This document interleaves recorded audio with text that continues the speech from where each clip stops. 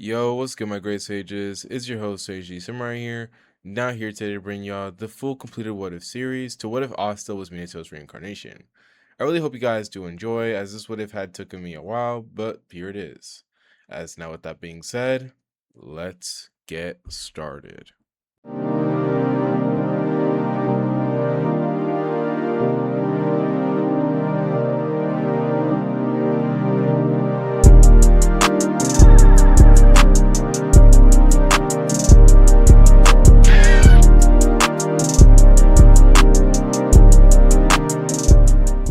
Alright, so to begin the What If, we're now going to begin with the opening scene.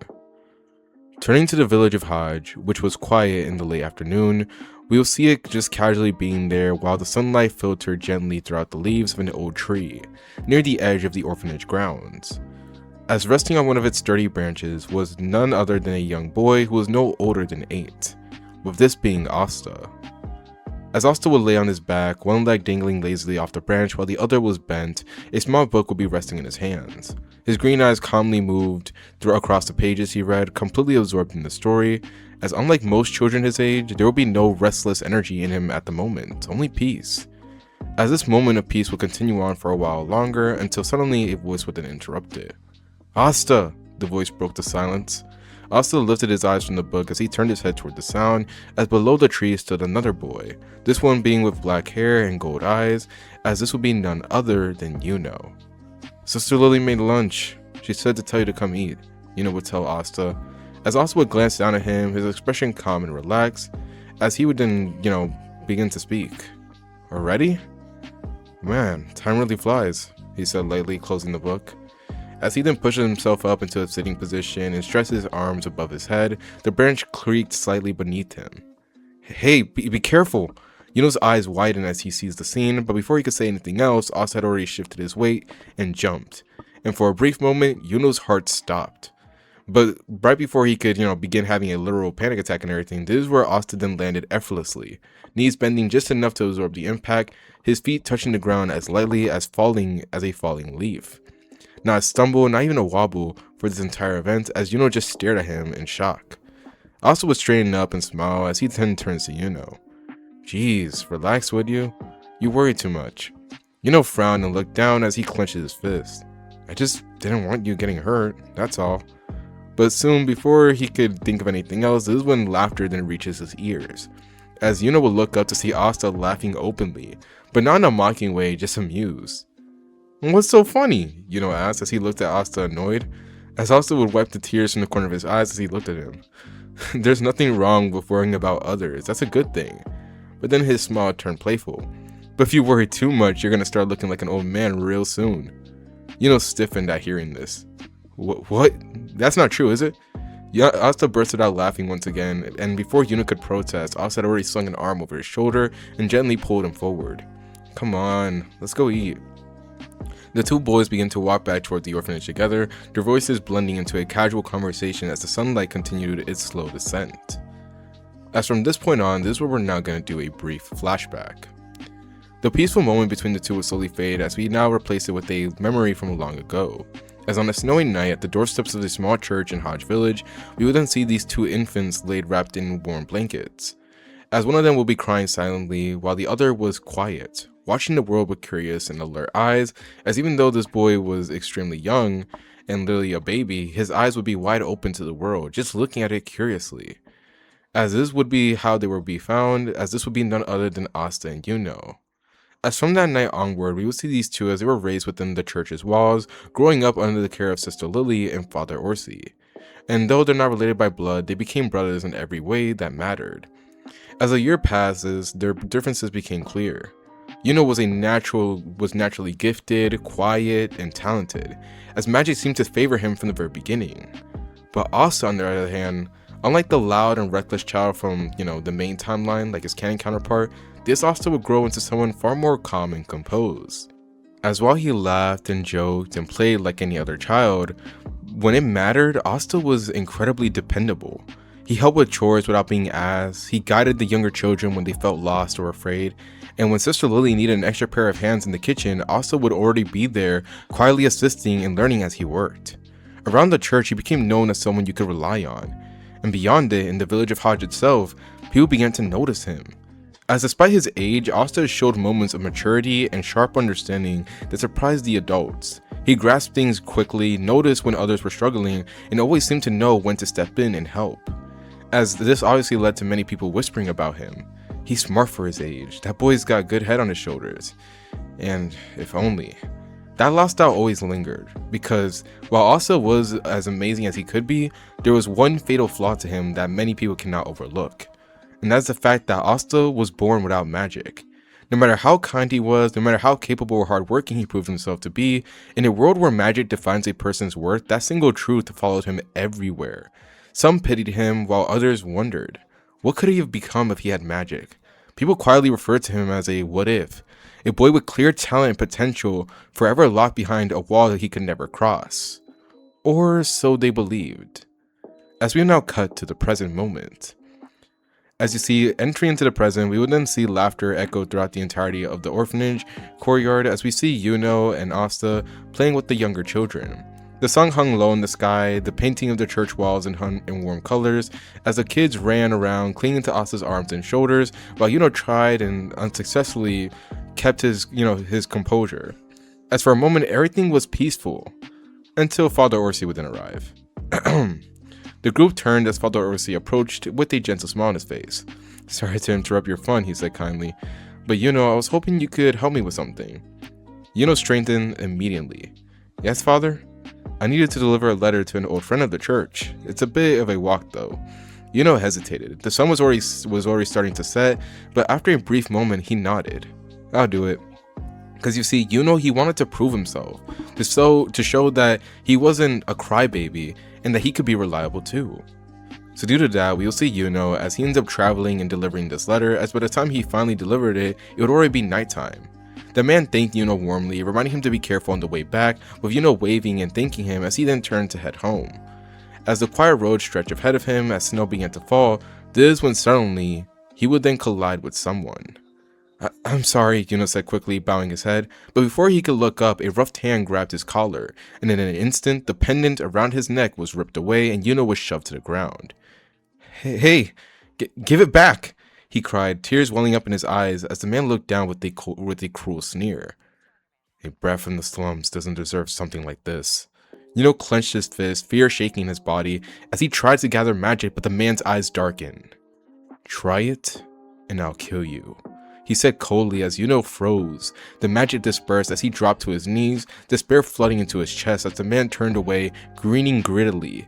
However, before he could get far, this is when suddenly he would then be kicked forward, his body slamming into the ground with a heavy impact while the pendant flew from his grasp, clattering across the snowy road.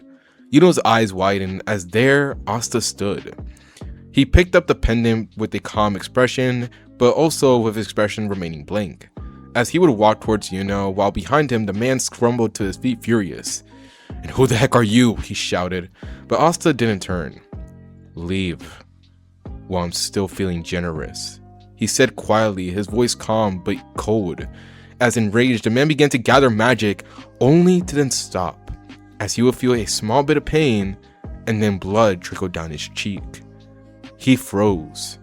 Slowly he turned his head to see a sharp stone imbued deep into the wall behind him, as his breath caught as he looked back at Asta, as while Asta's back was still turned, we could see that his left arm was extended towards the man, his fingers relaxing as if he had just thrown something, as the air suddenly grew very heavy. "Go now," Asta said again, but his tone was very restrained, as the man's face was drained of color immediately, as he would turn and run, screaming about a monster as he disappeared into the night. As once he was gone, Asta would relax as he then knelt in front of Yuno and handed him the pendant. "You alright?" Yuno stared at him stunned before slowly nodding, as Asta then stretched. "Good. Come on, dinner's probably ready." Still in a daze, Yuno followed as they walked back towards the church. As for a moment, they just continued on like that in silence, until Yuno finally spoke up. Hey Asta, how can you be so strong and not afraid of anything?" Asta was quiet for a moment before then answering. "That's not true," he said honestly. "I'm afraid of a lot of things." Yuno looked at him in surprise. "But I realized at some point that if I let fear stop me, I'd never become what I want to be. Asta would say this as he would then turn to Yuno, his expression calm yet confident beyond his years. As Yuno watched him in awe as they walked in silence for a moment, as for a few more steps they would continue like this until Yuno would speak up again. I want to become the Wizard King, he would announce to Asta, as Asta would stop for a moment, as he then turns to Yuno with a blank expression. Until suddenly that expression then turns into a small smile as he then speaks up. Then I guess that makes us rivals. As that night would continue on, as unaware to the rest of the world, those simple words would mark the very beginning of events that will shape up the entirety of their world. As now from this point, this is where we're now gonna do a time skip. As now flashing forward throughout the years, we will now turn to see Asta and Yuno as they grew up, each walking their own path while standing side by side. As Yuno trained relentlessly, his talent continued to bloom as time went on, as his personality sharpened alongside it. As the once quiet and timid boy became stoic and focused, as his eyes would be filled with determination, with his dream never wavering. Meanwhile, Asta, he would remain much the same. Calm, dependable, consistent, he continued helping at the church, supporting the younger children, and assisting whenever he was needed. Though he did train his body, he never was obsessed over power. Instead, he refined himself, mind and body alike, earning the continued respect of both the church and the village. As this will continue all the way until they turn the age of 15, the day of the Grimoire acceptance ceremony. As when the ceremony had arrived, we will see the entirety of the church gathered as one, as they'll be watching eagerly from the crowd as they see Yuno step forward. As that's when the four-leaf clover grimoire then descended upon him, as cheers erupted across the room. As Yuno would raise his grimoire confidently before declaring that he would become the Wizard King. As in the midst of the applause, we will see Asta as he would be there clapping alongside of everyone else with a soft smile on his face. As once the excitement settled, he would then turn to leave. Asta? Sister Lily would speak up, as you would hear the concern in her voice. You know, there's probably still enough time. If you want, you could join the ceremony. There's still a chance you could. However, before she could finish, Asta would then interrupt with a light chuckle, as he would shake his head. I don't have magic, Sister Lily. It hasn't changed. Hearing this, she hesitated, as she tries to give encouragement to him to at least try, but this is when Asta would then raise a hand. Besides, as he calmly turns to her, today isn't about me. It's Yuno's moment. His tone held no regret, only acceptance. As hearing this causes Sister Lily and the others watching him to look at him with sympathy but also respect, as Asta let out a very mature response, hearing this situation. As from this point, this is where we're now going to do a brief time skip. As later in the afternoon, we will see Yuno walking along, the entirety of Hodge Village with his grimoire safely in hand. But when he was trying to, this is when two nobles would then step up, intercepting his path, as they mocked him and demanded him for the grimoire, stating how he didn't deserve it. However, they would be swiftly defeated by his magic, as Yuno had no problems dealing with them. But before Yuno could even get a chance to rest or, try to head back home, this is when suddenly chains would then erupt from the ground, wrapping around him and binding him in place. As this is where Revchi Sulik would then emerge with a cruel grin, declaring his intent to steal Yuno's four-leaf grimoire and sell it for a fortune, no matter how much Yuno struggled, and no matter how much he told him that he can't even use it. As Yuno seeing the man trying to get his grimoire and trying to walk away with it, he would try to gather magic, but he couldn't, as this situation was already causing Yuno to have flashbacks of that one despairing moment. As Revchi would then begin to laugh and turn away, until suddenly, he would then be punched in the gut and sent flying into a nearby wall. As both he and Yuno would then freeze, as a voice would then be heard. This feels kind of familiar. You have to stop getting into situations like this, right? I can't always be there. That would be the voice of Asta, as he would stand there calmly, holding Yuno's grimoire in one hand, while looking at him with a playful look. Yuno blinked at, seeing Asta, but this is when he would then relax. It's not like I go looking for trouble, alright? It just finds me. Asta smiled faintly. Quit it fooling me.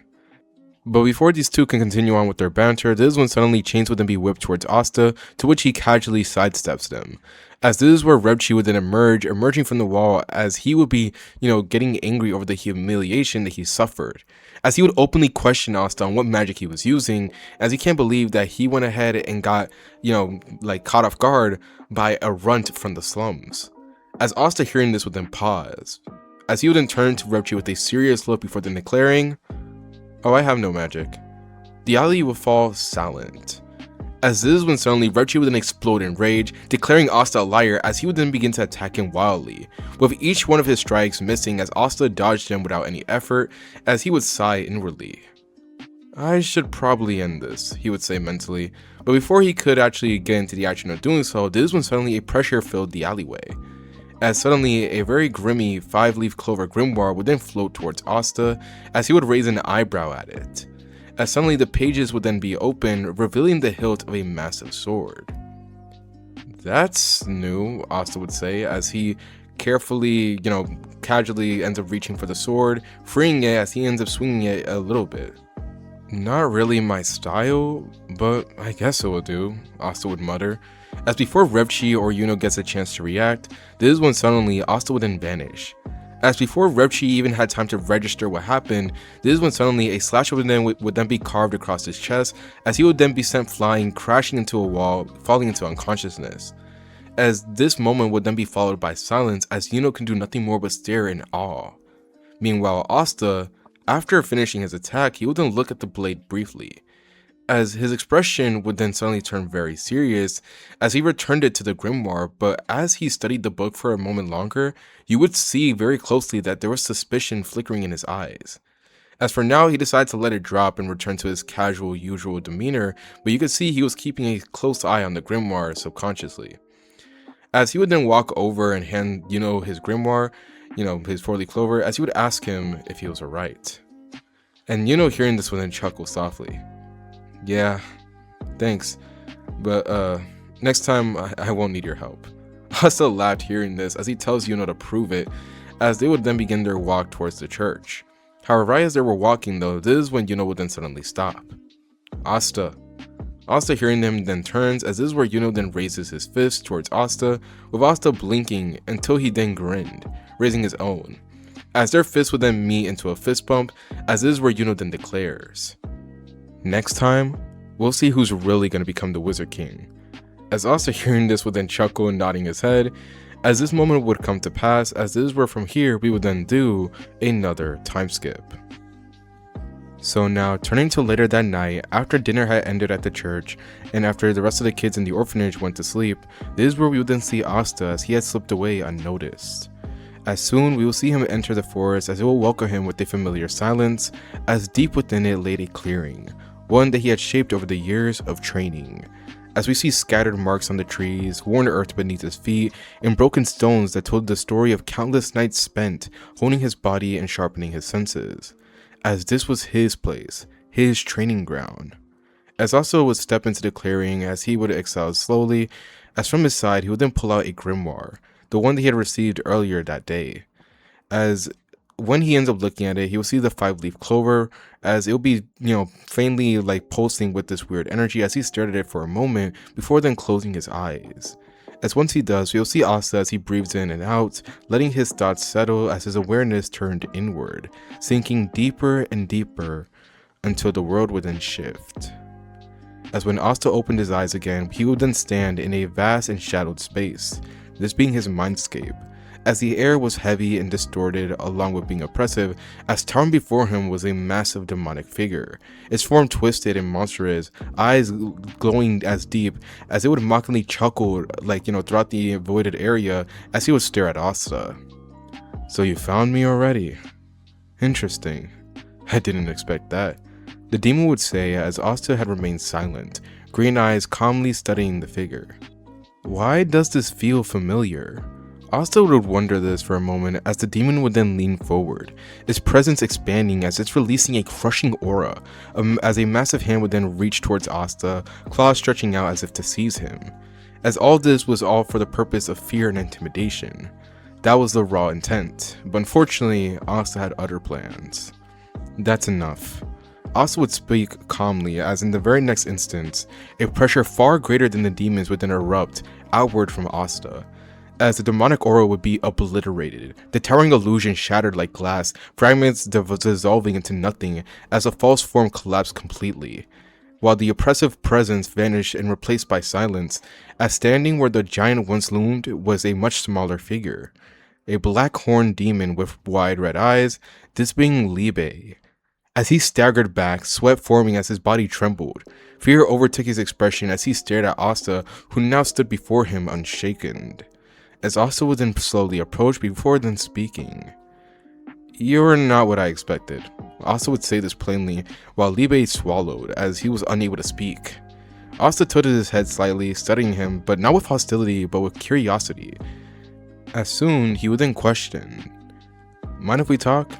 The words were calm, almost casual, causing Libe to freeze as his heart was pounding as the realization settled in. This wasn't a human he could dominate, and whatever Asta truly was, he was terrifying. As doing a little bit of a brief flash forward, we then turn to a short while later. The heavy tension within the mindscape began to settle as Libe stood a short distance away, his shoulders tense as he finished explaining everything about why he tried to take over Asta's body, how he hated the demons of the underworld, and how everything he did was for revenge against the one name above all others, Lucifero. Along with that, he also spoke about a woman who had raised him, the one who had shown him kindness that no other being, no other entity had done for him, and also the one who paid the ultimate price. As when Libe finally finished, silence would then follow. "I see," Asta said, but he didn't say it with anger in his voice or any rejection, just pure understanding. As Libe hearing this would then hesitate before asking, as he would say this in a low voice. "So, what are you gonna do with me?" Asta blinked. "Oh, nothing." "Huh?" Libe froze. "I just wanted to confirm why I sensed a presence inside my grimoire, that's all." Asta would say this calmly, as Libe stared at him for a moment. Then his expression twisted into disbelief. "Wait, hold on! What the heck even are you?" He pointed accusingly at Asta. I only tried to take over you because you didn't have any magic. So what was that pressure earlier? That wasn't normal." Asta hearing this would then look down, thinking, "Oh, that?" He would then scratch his head. "That's called chakra." Libe paused. "Chakra?" Asta nodded slowly as he continued. "If I'm being honest, I don't fully understand it myself." As Asta would look up in his mindscape, as this is where we're going to do a brief flashback. The scene would then shift as we turn to a younger Asta, as he would appear, but you could see that he was in the midst of a sleep. As in this sleep, he will be restless as strange dreams begins to play out for him. You see, throughout the years, Asta would often get these dreams which were playing as if visions of another life. As in these visions that were sometimes either long or short, he would see faces he didn't recognize, places he had never seen, and yet each time he woke up, that knowledge would still remain, as he always remembered these dreams and this information would always be passed along with him. As during one of those dreams, he had learned about chakra, or more precisely how to unlock it and how to use it. As little by little, it came naturally for him, as if his body already knew what to do. But when it came to what chakra truly was, Asta was stumped. He didn't really know it, as that much remained unclear. As from this point, this is where we're now going to turn back to the present, as back in the mindscape, we will see Asta as he looked up at Libe. I know how to use it, but I don't really know what it is." He will say it simply, with Libe not really sure what to do, as he doesn't know either to scream or laugh at him. "You're insane," he muttered. Asta tilted his head as he continued. "So," he said, trying to change the subject, "what are you planning to do now?" Libe went quiet. His gaze dropped, fist clenched as despair crept into his chest. Without control, without power, what could he possibly do against Lucifero? As he begins to unsettlingly accept the fact that this might be the end. As Legis' face crossed his mind for a brief moment, as he then said nothing. As he would be there quietly waiting to hear Asta's response until, "Oh, then you can come with me." As hearing this, Libe would then look up at Asta in shock. "What?" "I'll help you," Asta would continue as he would extend a hand towards him. "You're serious, right?" Libe would continue. "I literally tried taking you over." "But you didn't," Asta replied calmly, countering Libe's argument, which causes Libe to flinch as he thinks that Asta is making fun of him. But before he could, go on a whole rant and everything, this is when Asta would then continue. "If I'm being honest, I don't know much about demons, but I know what it's like to carry something heavy alone. I mean, after all, I have no magic in a world that's based on magic. So if you want revenge on this Lucifero guy, then let me help you." As after all, it's better to actually do something with someone else than to do it all alone. As Asta would remain there with his hand extended, as for a brief moment, Libe could swear upon everything that he saw her. Lichita. As right where Asta was, he swears that he could see Lichita, like, right in front of him, extending the hands towards him as well. As he then realizes it. I see. So he's her son. As Libe would mentally come to this conclusion, as this is when he would then let out a soft chuckle. You're a weird guy, you know that? Asta hearing this just simply shrugged, as this is where Libe would then take Asta's hands, as they would be clasped together, as just like that, this is where Asta and Libe would then officially become friends. As from this point on, this is where we're now gonna do a time skip. So now, flashing forward to the next following months that went by, we would now see that deep within the forest clearing, Asta would continue on with his training, but now no longer alone. Libe's presence within the grimoire has become a constant companion for him, as together they worked in quiet coordination, with Asta learning how to properly draw out anti-magic without over-relying on it, and understanding its weight and its resistance. Meanwhile, Libe, in turn, taught him how to let the power flow naturally through him rather than forcing it. And all of this will be happening at the same time, while Asta will be refining his chakra control. As throughout the many months that went by, Asta would be running across uneven terrain without disturbing leaves, dodging attacks with minimal movement, striking with precision rather than excessive force, and his body adapted rapidly, as if rediscovering instincts that it had once forgotten. Meanwhile, elsewhere, Yuno had trained just as fiercely. His magic sharpened, his control refined, and his presence grew stronger with each passing day. Though their paths may have differed, both prepared for the same destination, the Magic Night entrance exam. As when the day finally came, we will see both Asta and Yuno as they prepare to leave, as after an emotional farewell at the church filled with encouragement, quiet prayers, and promises to return stronger, we will see both Asta and Yuno set out together. As weeks would pass as they traveled until at last the capital stood before them, as that's where the exams would then finally begin. Now, if you guys are expecting it, obviously the events that end up happening during the Magic Night entrance exams will play out pretty similar to that of the main timeline, with the only difference here being the way how Asta completes these trials, as despite having no magic, he would clear each test in his own way. He outran magic obstacles, he neutralized threats with his anti-magic, and would adapt instantly to any challenges that were meant to, expose his weakness for not having any magic. As this will cause the spectators to murmur in confusion, Yuno to be quite interested, but then again, he knew that Asta was most definitely way special than he was letting on, and finally, the captains were also watching closely, as most of them were quite unsettled or just put off by the whole display. However, one in particular was amused. As Yami Sukahiro leaned forward, a grin forming on his face as he watched Asta move, as he just thinks in his mind that all of this was finally getting very interesting.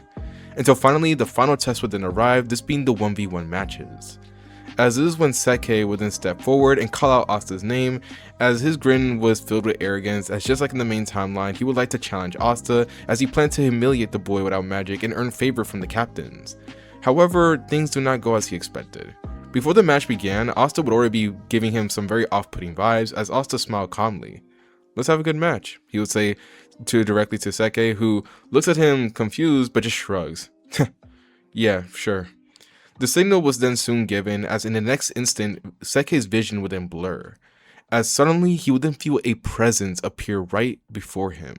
A cold steel rested against his throat, as suddenly he would then hear Asta's voice. "So, do you surrender?" Asta would ask this calmly, as Seke would then freeze. The pressure would be crushing down on him, suffocating and overwhelming, as around them the entire arena fell silent, as even the captain stiffened at the display, as only they had seen it. You see, the moment the match had begun, Asta had moved so fast that most couldn't even register it. As Yami in particular will be watching the scene, as he himself was a little bit caught off guard, as he literally had to react to it using ki itself. So the fact that Asta was able to make him, use his ki to keep track of him, now that was impressive, as the only thing he can mutter in his mind is, he was fast. As Seke is seeing that he was easily, losing this fight and that he couldn't even win, he just swallowed hard and immediately said that he surrendered. As the referee seeing this would then hastily declare Asta the winner, as the pressure would then vanish. "Thanks for the match," Asta would say casually as he would step back and send a polite nod to Seke before then walking back into the crowd. as Saiki can only stare as Asta walk away, as literally his face will be like etched in fear as he literally is shaken up by the whole display. As then soon after these 1v1 matches will then pass by, this is where we will then get to the selections. Now one by one names were called as Magic Knights were chosen while others were not. As basically, it's the same thing as exactly as it was in the main timeline until eventually it'll be Asta's turn. As when it was Asta's turn, obviously there would be silence, no hands would be raised, as Asta would look at the captains calmly before then shrugging. Guess that's it. He would then turn to leave, not at all really caring about not getting chosen, until suddenly a voice would then be heard. Oi. Yami's voice cut through the air as he would then speak up, actually now standing up from his chair. Did you seriously think that anyone was gonna pick you? You're just some random kid that has no magic. And did you seriously think you were gonna be able to contend with the rest of us that do? Yami would ask Asta this question as he stares down at him, with Asta stopping. It doesn't really matter to me. Asta would say this calmly as he would then turn to Yami, his green eyes locking onto his own. I'm still going to become the Wizard King. He would say this with so much conviction and raw intent that causes Yami's eyes to widen a bit as he would then jump down, releasing his own pressure as he stood face to face with the boy as the air warped. But yet, even with this overwhelming pressure, Asta did not flinch. He met the captain's gaze evenly as the two would have a brief stare down, until Yami would then burst out laughing. Kid, you're a real weirdo. You know what? I want you in my squad. He would say this after pointing at Asta, with Asta seeing this and then dropping his own expression as he then casually smiles. Yeah, sure, why not? Hearing this causes everyone to look on in disbelief as they all scream, what? As afterwards, this is where we will then see Asta as he then officially becomes a Black Bull. Alright, so continuing from the last part, we will now turn to the next couple of days that passed by, following Asta being selected to join the Black Bull squad. As on his very first day at the base, he would be immediately subjected to Magma's infamous baptism, as just like in canon, Asta would have to deal with the ginormous flaming balls that Magma would throw at him, as he would have to calmly deflect them using just one of his anti-magic weapons. As he's able to deal with them relatively easily, which causes him to pass just like in canon, as he will be a part of the Black Bulls officially. As now turning to the next day, we will then see when he meets Noelle Silva, as she would encounter him while Magma was giving him a tour, and her attitude at first would be sharp and dismissive. However, that will soon change in later that day when her magic would spiral out of control, as it would be Asta who would step in and save her, as he will make sure to neutralize her spell and grab her out of the ginormous water bubble, freeing her at last, although this causes her to be quite afraid, as she thinks that Asta and the Black Bulls are going to make fun of her. However, that moment would change everything, as the Black Bulls would support her and Asta would show quiet kindness that it will cause Noelle to immediately be very grateful towards them as she slightly opens up. And Asta would even take it a step further, as in this timeline he even offers to help her with her magic control, as he sees it as a way for both of them to get stronger and sees it as a way for them to start training.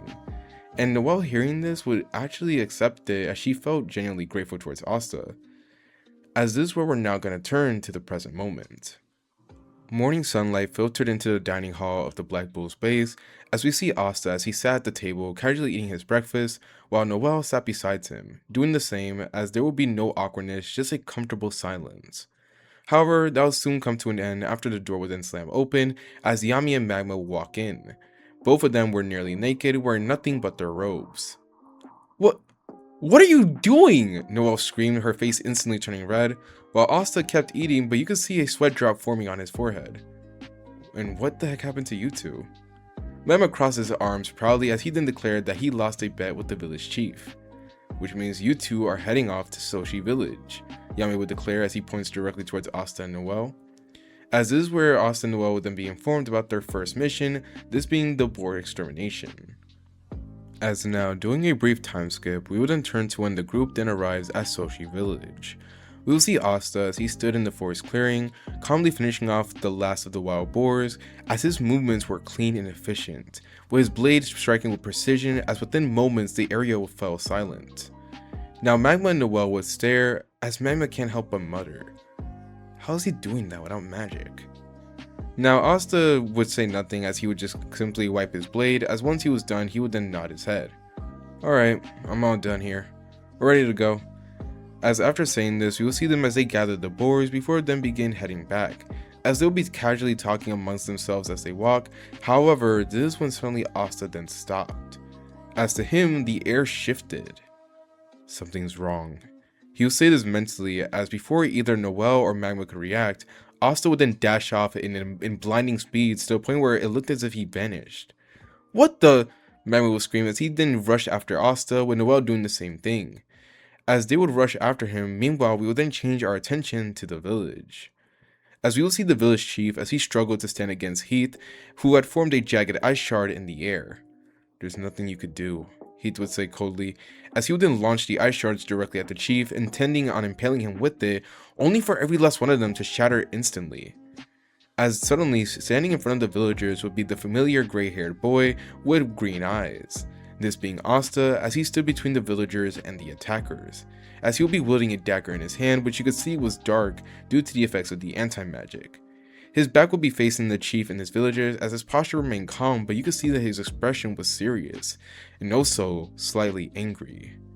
I'm gonna give you guys a chance to answer this, but who exactly are you, and why are you here? Asta would ask these questions as he stares coldly at Heath and his men, and yet Heath shows no response. He didn't care. Silence would follow as Magma and Noelle would then arrive moments later. "And what the hell is going on here?" Magma shouted as he looks at the scene in front of him. "They attacked the village," Asta said, not taking his eyes off of Heath, as this causes both Magma and Noelle to freeze. You see, up to this point, Asta has never spoken this way with them. Mind ya, Asta most of the time is just casual, calm, and even slightly playful whenever he talks to someone. But this was an entirely different side to Asta they have never seen before. "And you guys think that we're just gonna let you walk away with this?" Magma would say as he would then step up, as flames would then rise from him while Heath just glanced at his watch. "We can't waste any more time here." Suddenly, massive ice shards would then form overhead, covering everyone. As this caused the villagers and Asta's squad to look at all the ice shards in shock, with Magma preparing to counter it, only for the impossible to happen, as they will all shatter at once. Gas will be echoing throughout the village, as this is when a voice would then be heard. "I'll ask again, why are you here?" We will see Asta as he now stood with two daggers, but his presence was heavy and oppressive, as he would have this blank stare, a cold stare that sent shivers through Heath's men's spines, as Heath would then order them to attack him. However, they never got the chance. In a blink, we will see black and red slashes tore through the air, as screams were cut short, as bodies would then fall right beside Heath, as silence would then fill the area. Heath turned slowly as he would then see his men that were downed, each one of them having identical wounds carved across their torsos. And before he could move or even think about gathering magic, this is when suddenly he would then be slammed into his knees, as suddenly he would then feel a blade rested against his throat. "Surrender." Asta's voice would then come from behind, as a pressure would crush down on Heath, crushing any will or any attempt for him to flee, as he would actually break his stoic expression as he shows one of genuine fear. Meanwhile, around them, Magma, Noelle, the villagers, everyone stared in shock, as the boy without magic stood calmly, and he would be completely in control of the situation. As from here, this is where we're now going to do a brief time skip. As now, flashing forward to some time later, we will see Heath and his men, who are now bounded tightly in place. "You're not going anywhere," Magma said as he stood over them, flames coiling into thick bindings around their bodies, as he would be snapping at them, trying to sound intimidating. It didn't work. Their expressions would remain blank, as a short distance away we will see Asta as he watched them quietly. His brow was furrowed as his mind was elsewhere. Something felt wrong, off in a way that he couldn't quite explain. Noelle noticed this as she glanced towards him, worry flickering in her eyes, but said nothing. "They're gonna be coming with us," Magma said after a moment, as he turns to Asta and Noelle. "We're taking them into custody." Noelle showed little reaction, however, Asta, he felt the unease grow. Then, ice surged. Heath and his men were completely encased in a frozen crystal, as their body turned rigid before shattering completely. Ice shards scattered across the ground, leaving nothing behind. No bodies, no remains. Just silence. Magma froze, Noelle gasped while Asta stared in shock. Then, pain flashed through his head. a fragment of a memory surfaced, brief but sharp, as this is when the words then formed in Asta's mind. Root. Asta staggered a bit slightly before shaking it off as he can't help but mutter. What does it mean? Asta would say this as he stares at the area where Heath and his men once were, as this is where we're now gonna do a change of scenes along with a time skip. So now flashing forward to after the mission was completed and after a day following the mission, we will see back at the Black Bulls base, chaos would reign in as usual. Luck will be spurred indoors, Mangwa will be shouting, and Vanessa will be laughing loudly while drinking. And in the middle of it all, Asta will be there sitting calmly reading a book, while a small black bird perched on his head. So, what's your name? Asta said quietly, eyes never leaving the page.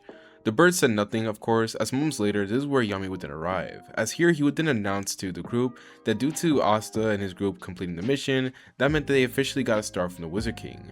Cheers would erupt from this, obviously, with Asta and Noelle being the only ones that didn't, as they would just simply be there blinking as they didn't understand what it meant. However, fortunately, after a brief explanation of what the stars meant, this is where Yami would then hand out their payment. As Asta seeing this, he would actually pocket a small portion of it for himself, as he already planned to send the rest of it back to Hajj. As this is where he would then turn his attention onto Vanessa. Hey Vanessa, do you know any good places nearby for forging weapons? Vanessa smiled at hearing this, as she then says that she does, before then grabbing Noelle's wrist, saying that she's coming along with them, as they're gonna have to get her a wand to help her control her magic. As afterwards, we will do a short and brief time skip, as we will then turn to when they arrive at the hidden market. As there, we will see Vanessa and Noelle split off, leaving Asta alone to wander, while he would just travel for a few minutes before then stopping in front of a blacksmith shop. This should be it, he muttered to himself as he then enters inside. Now, in a brief time skip again, we will see not long after Asta exit out the store, as he'll be thanking the blacksmith as the man promised to have the items that Asta wanted ready in a few days. Alright, now that I got that taken care of, next, books and ink. Asta would say this as he immediately turns to the direction where he thinks he may have found those items. However, right before he could leave, this is when suddenly a cry for help would then be heard. As turning to behind him, he would then see a thug as he would be rushing out towards the exit of the marketplace while clutching a purse. And Asta, seeing this, moved. In an instant, before the man even get a chance to react, he would then collapse unconscious from a precise chop to the neck, ending the entire fiasco. Gas would fill the street in the market area, as Asta would pick up the purse before handing it to the old lady it belonged to. Here you go, make sure to be careful next time. She smiled warmly at him and thanked him. However, right as she grabbed her purse, this is when Asta's eyes then narrowed. Before he would then drop it as he returns back to his casual yet kind expression as he then turns to leave. That wasn't a regular old lady, he thought to himself. Meanwhile, outside the market, we will see the lady as she slipped out before heading to a hidden and quiet area. As well there, this is where she would then be taken over by a golden glow, as she would then transform from being an old lady to being a familiar blonde figure, as this will be none other than Julius, aka the Wizard King. Well, things are getting interesting, he would say, as we will see him have a smile on his face before he would then head off to do his regular activities. As from here on out, this is where we're now gonna do another time skip. Flashing forward, following the events that happened at the hidden market, we will now turn to see deep within the forest, near the Black Bull's base, as there we will see Asta as he sat quietly among the trees. His expression was focused, far more serious than usual, as he carefully drew strange yet precise symbols into his journal. Each line was deliberate, almost ritualistic, as though he were recreating something that he only half remembered. As after several moments of doing this, he will let out a light breath, as he takes a good look at what he'd done. That should be enough, he mutters to himself, as he tore the page free and casually opened his grimoire, as the page would slip into its pocket space, vanishing without a trace. What are you doing? Libe's voice would echo in his mind. Training, Asta would say, calmly. Now Libe hearing this would obviously click his tongue in at the response, he didn't like it, as he tells Asta that doesn't explain anything. But before he could complain further, this is when Asta would then continue. But if I did it right, this should increase our firepower. Now this would cause a brief pause, as Libe then questioned what did he mean. But before he could fully say it though, this is when suddenly Yami's voice would then be heard throughout the forest, as this would cause both Asta and Libe to freeze. "What did I do?" Asta muttered under his breath, as he hurriedly gathered his things and headed back towards the base, while Libe went silent, deciding to ask later.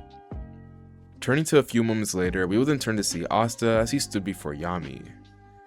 "Congratulations, brat. Looks like you've been assigned to conquer a dungeon," Yami said bluntly, and the order came directly from the Wizard King himself. Now Asta hearing this, his mind would be racing as he tries to understand exactly why this was happening. Why me? And also, how the heck does he even know me? He begins to question this in his mind. However, on the outside, he decided to push those thoughts aside and just nod his head. "Got it," he would say as he casually accepted the mission, as afterwards we will do another short time skip. As now turning to when we're inside the dungeon, we will see the squad of Asta, Noelle, and Luck as they move through the ancient corridors, as the air was heavy with mana. However, while walking, this is when suddenly a click would then be heard as a trap would be activated. Now Asta would react instantly, pulling out his anti-magic daggers as he slashes at the spell, dismantling it.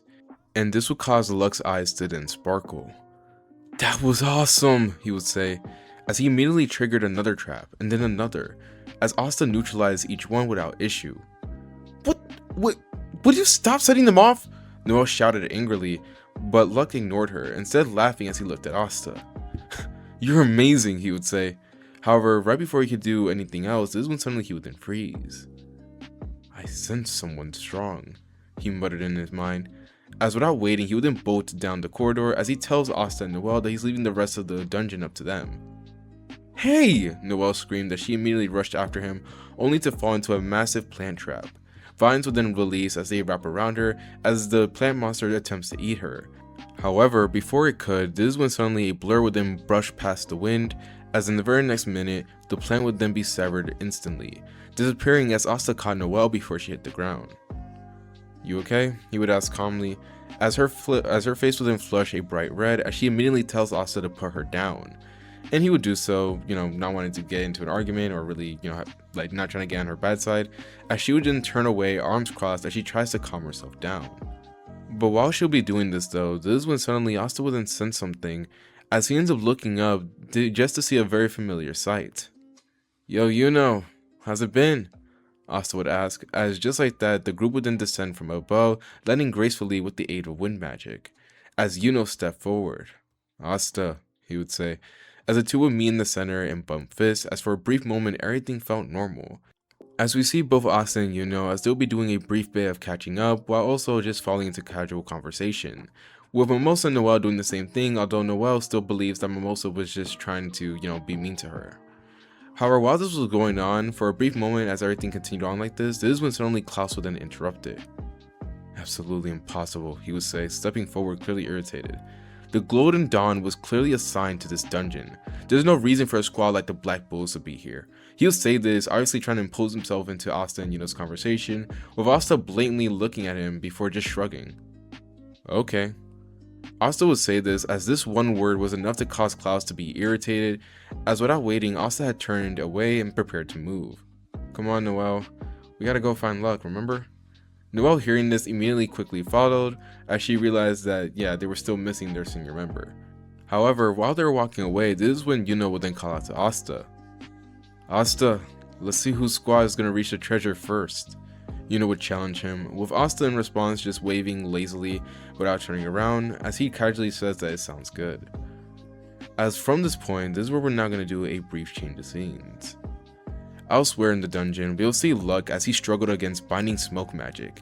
His breathing be growing shallow as the smoke tightened around him as he was literally getting choked out. And right before he collapsed, right before he's on the brink of literally going to the other side, this is when suddenly slashes would then be heard ringing out throughout the area. As a loud crash would then echo next throughout the corridor, as Luck's eyes would then snap open, as he feels the magic, lift off of him as he's finally able to breathe. And when he does, he would then see Asta as he stood in front of him, dagger in his hand. "Are you okay?" Noelle would ask this as she runs up and looks at Luck, who is in pretty bad condition. Now Luck will blink in surprise as he looks around. "Why are you?" He would then stop as he tries to stand, as this is when he would then see it. Lotus, as he was imbued inside the dungeon wall, unconscious, as a black and red slash would be carved across his stomach. As the smoke will be dissipating, as the anti-magic effects from the slash were already taking root, as we see all his magic was beginning to, be cancelled out. Lux seeing this, his smile would then falter. That's not right. I didn't lose. His voice shook.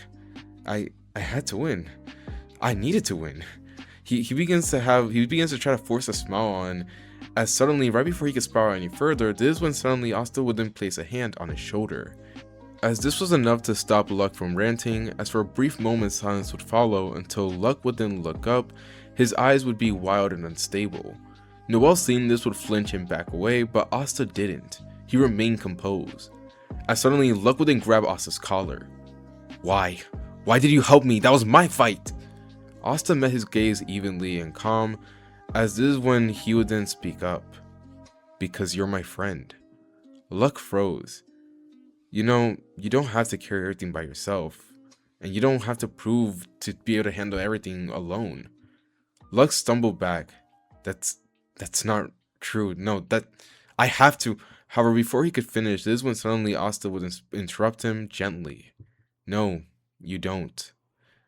As his expression would then soften to a warm smile, as this is when he would then reach a hand out to Luck. The point of having friends is to have people there to rely on, so you don't need to face everything alone. As Asta would say this in a very gentle yet mature tone that would catch anyone else off guard.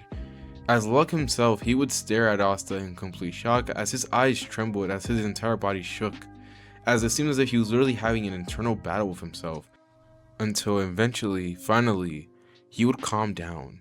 As we see Luck's maddening gaze finally turn back to normal, as with a shaky smile on his face, this is when suddenly he would clasp his hand with Asta's, as this is when he then tells Asta that he was right. As he thanks him, with Asta saying nothing more, as this is where in the very next few moments you'll then see Noelle, she walks over before then berating Luck for, running off and leaving them by themselves, as he just apologizes. As it will be a very comedic yet brief moment, as this is where we're now going to do a brief time skip.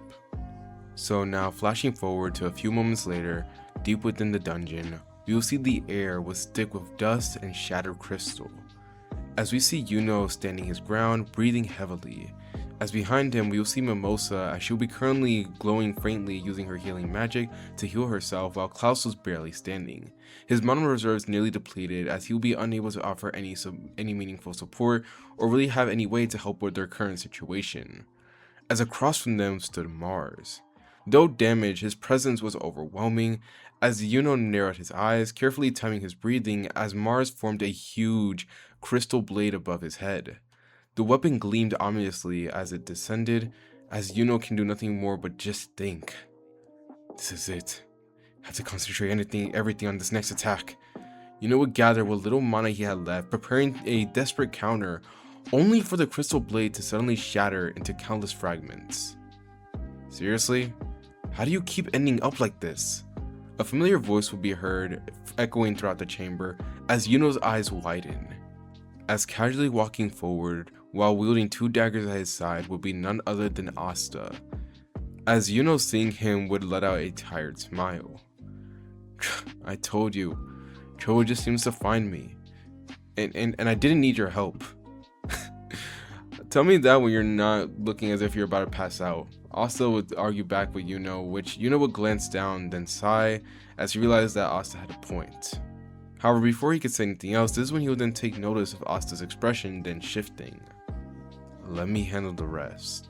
The seriousness in his voice caught Yuno off guard, but he decided to trust him, as he sighed before stepping back, as this is where Luck and Noelle would also arrive moments later, stopping when they saw the battlefield. Mars seeing them all there, he didn't hesitate. Multiple crystal clones formed around him as they rushed forward, and Klaus tensed along with the rest of the Magic Knights as they prepare a counterattack, only for all of them to be surprised.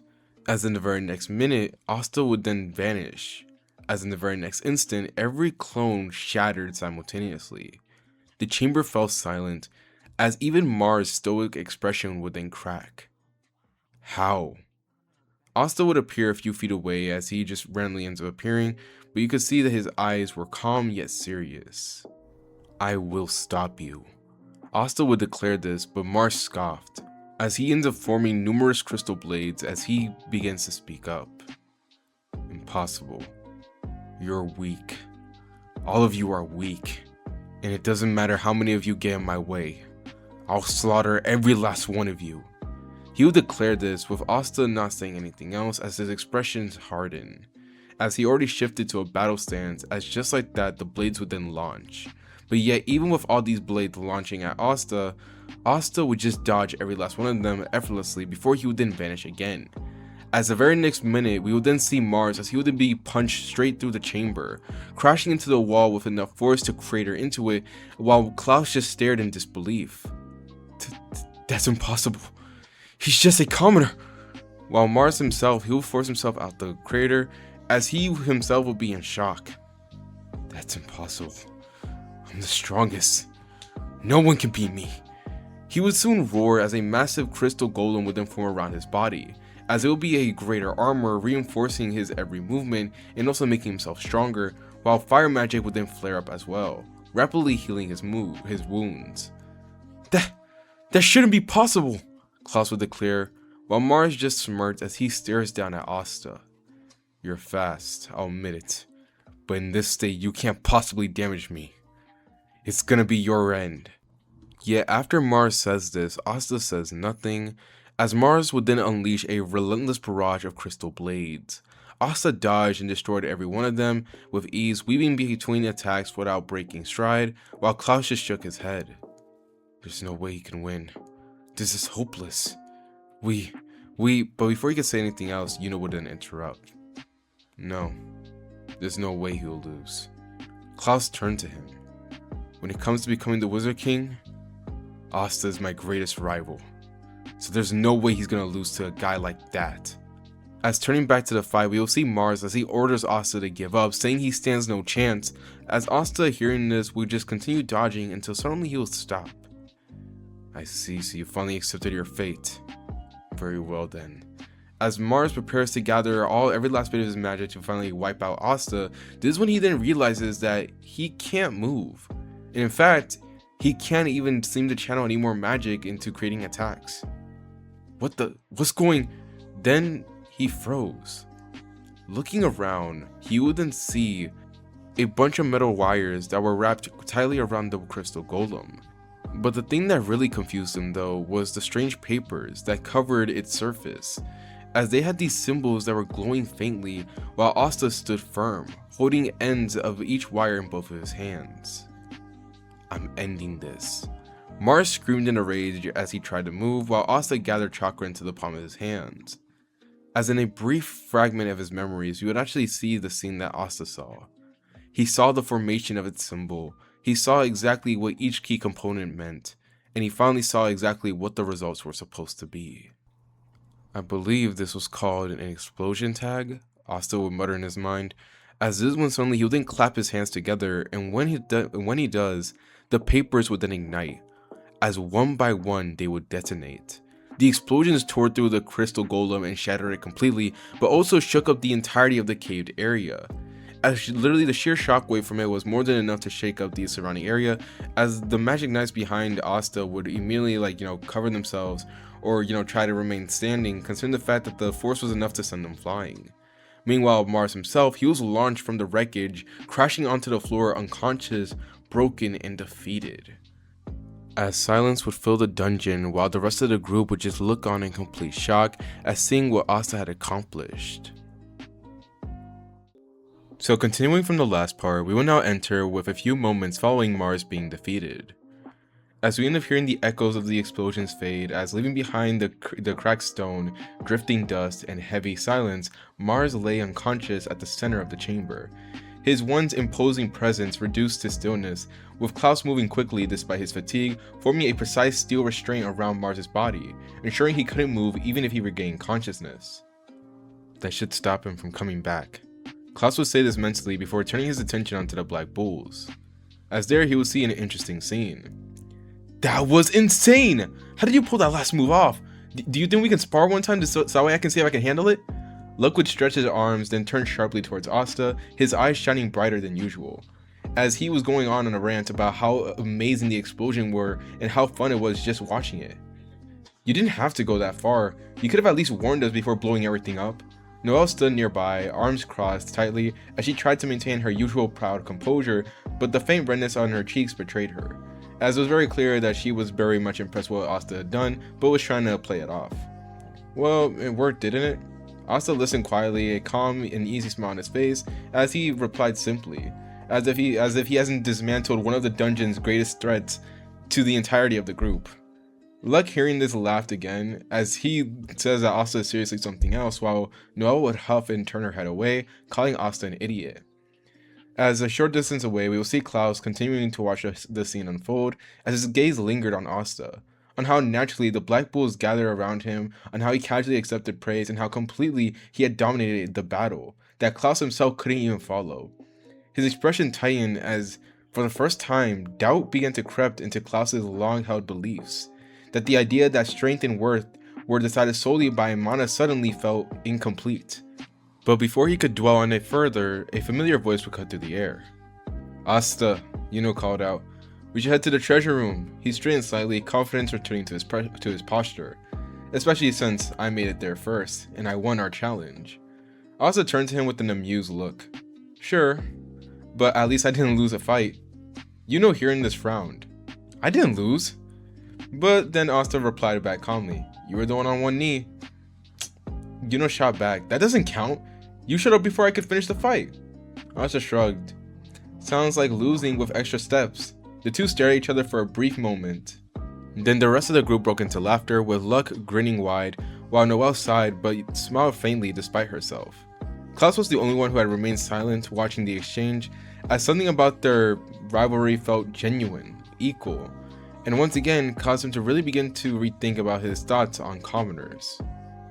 As after this, we do a brief time skip as the group would then arrive at the treasure room, as with the little help of Asta's anti-magic daggers, the massive doors would then be broken open, revealing piles of glittering treasures, gold coins, ancient artifacts, enchanted items, and jewels reflecting the dim dungeon light.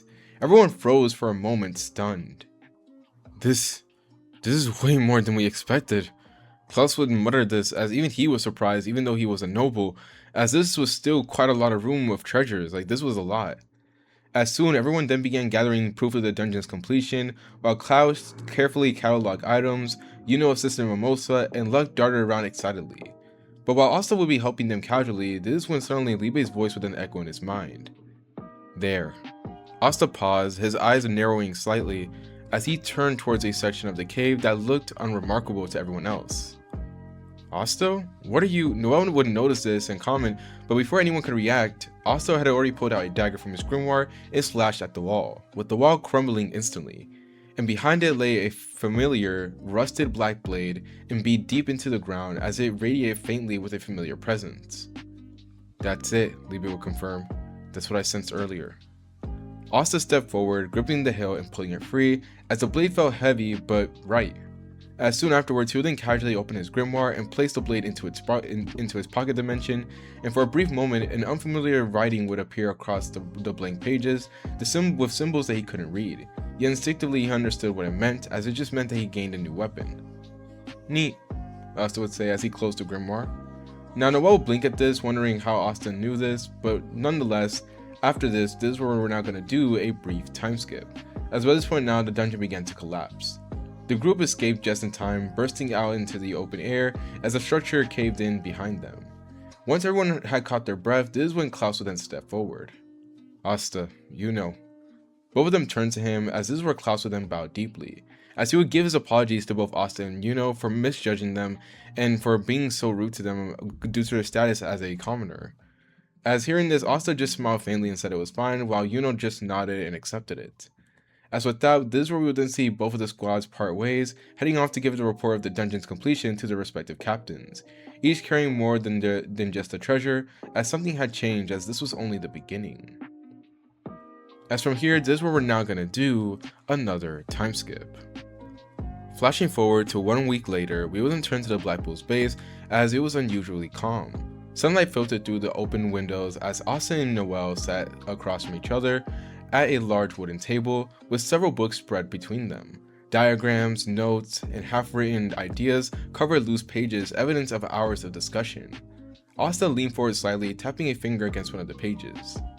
Okay, so instead of forcing your mana to behave all at once, how about you try breaking it into a smaller stream? As that way you can slowly handle the output that you're receiving. Now, Noelle rested her chin on her hand as she listened intently. So you're saying I should focus on consistency instead of power?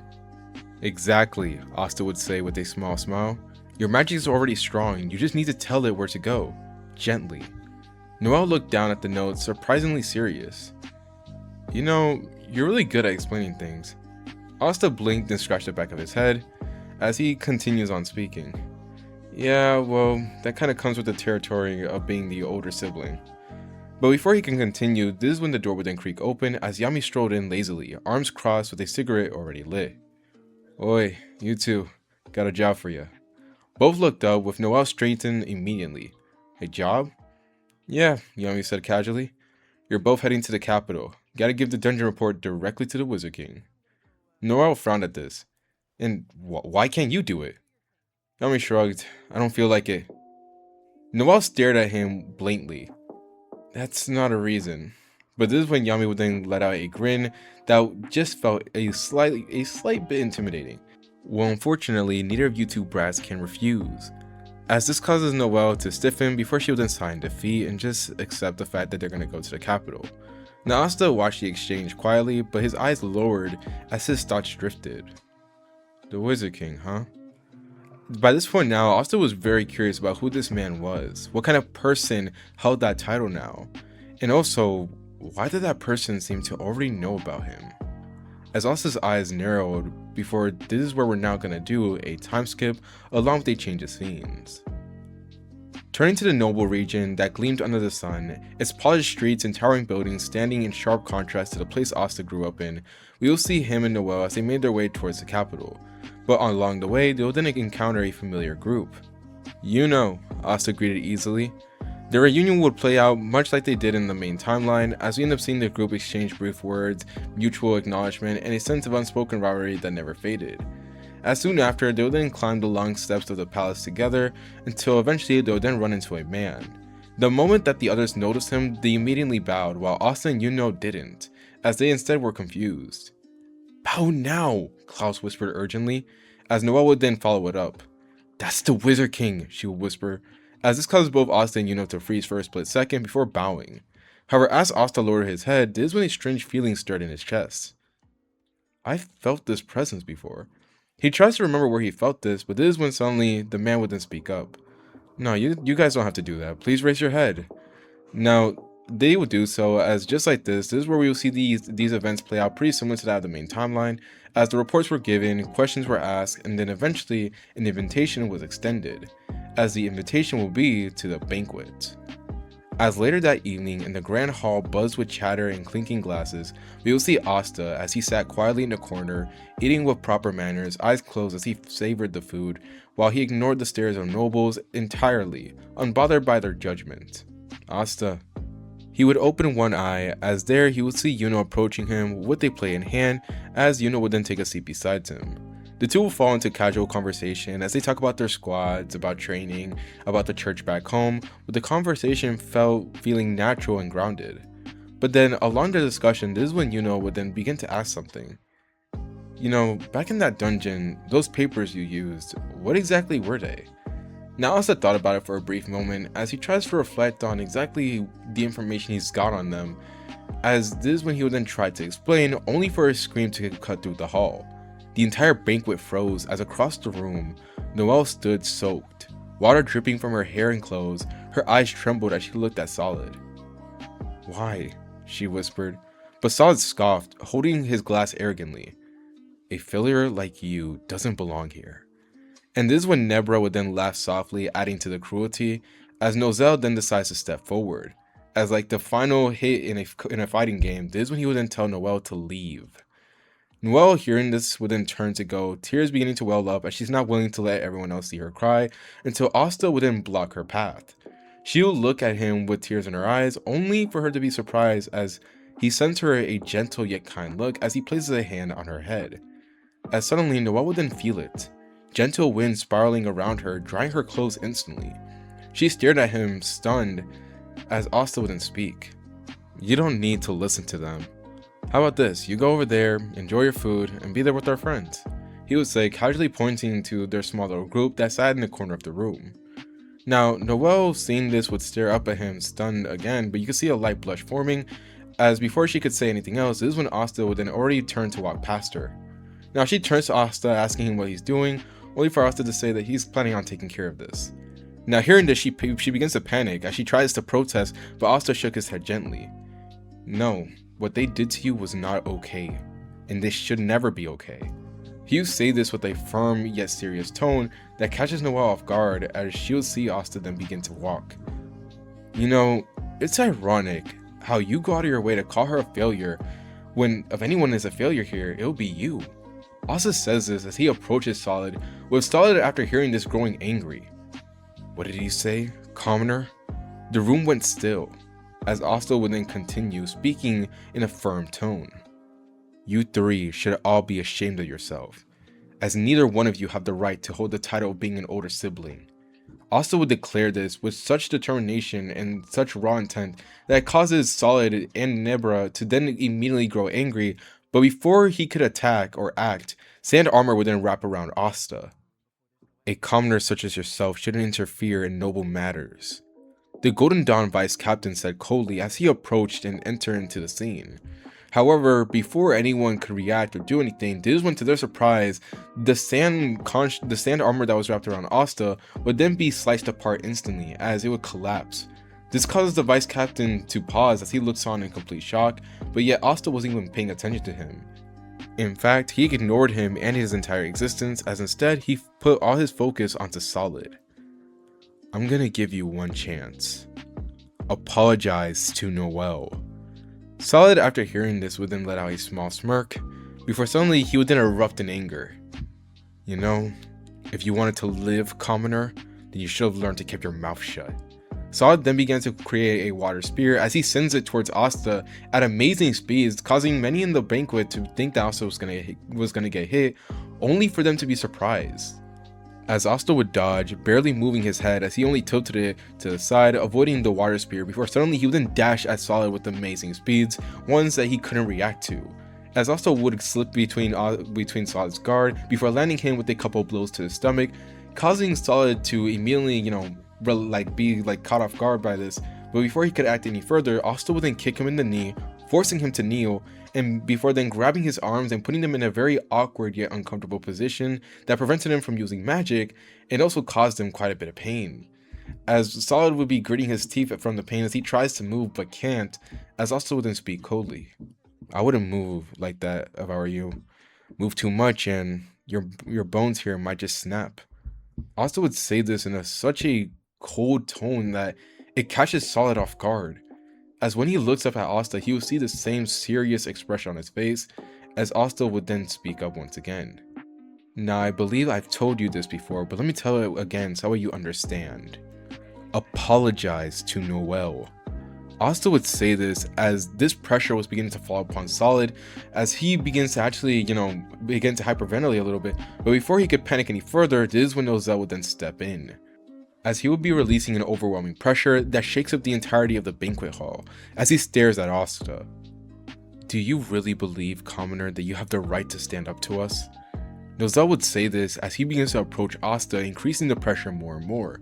But yet, when he does this, he will notice that Asta wouldn't even be looking at him. His attention still focused on Solid.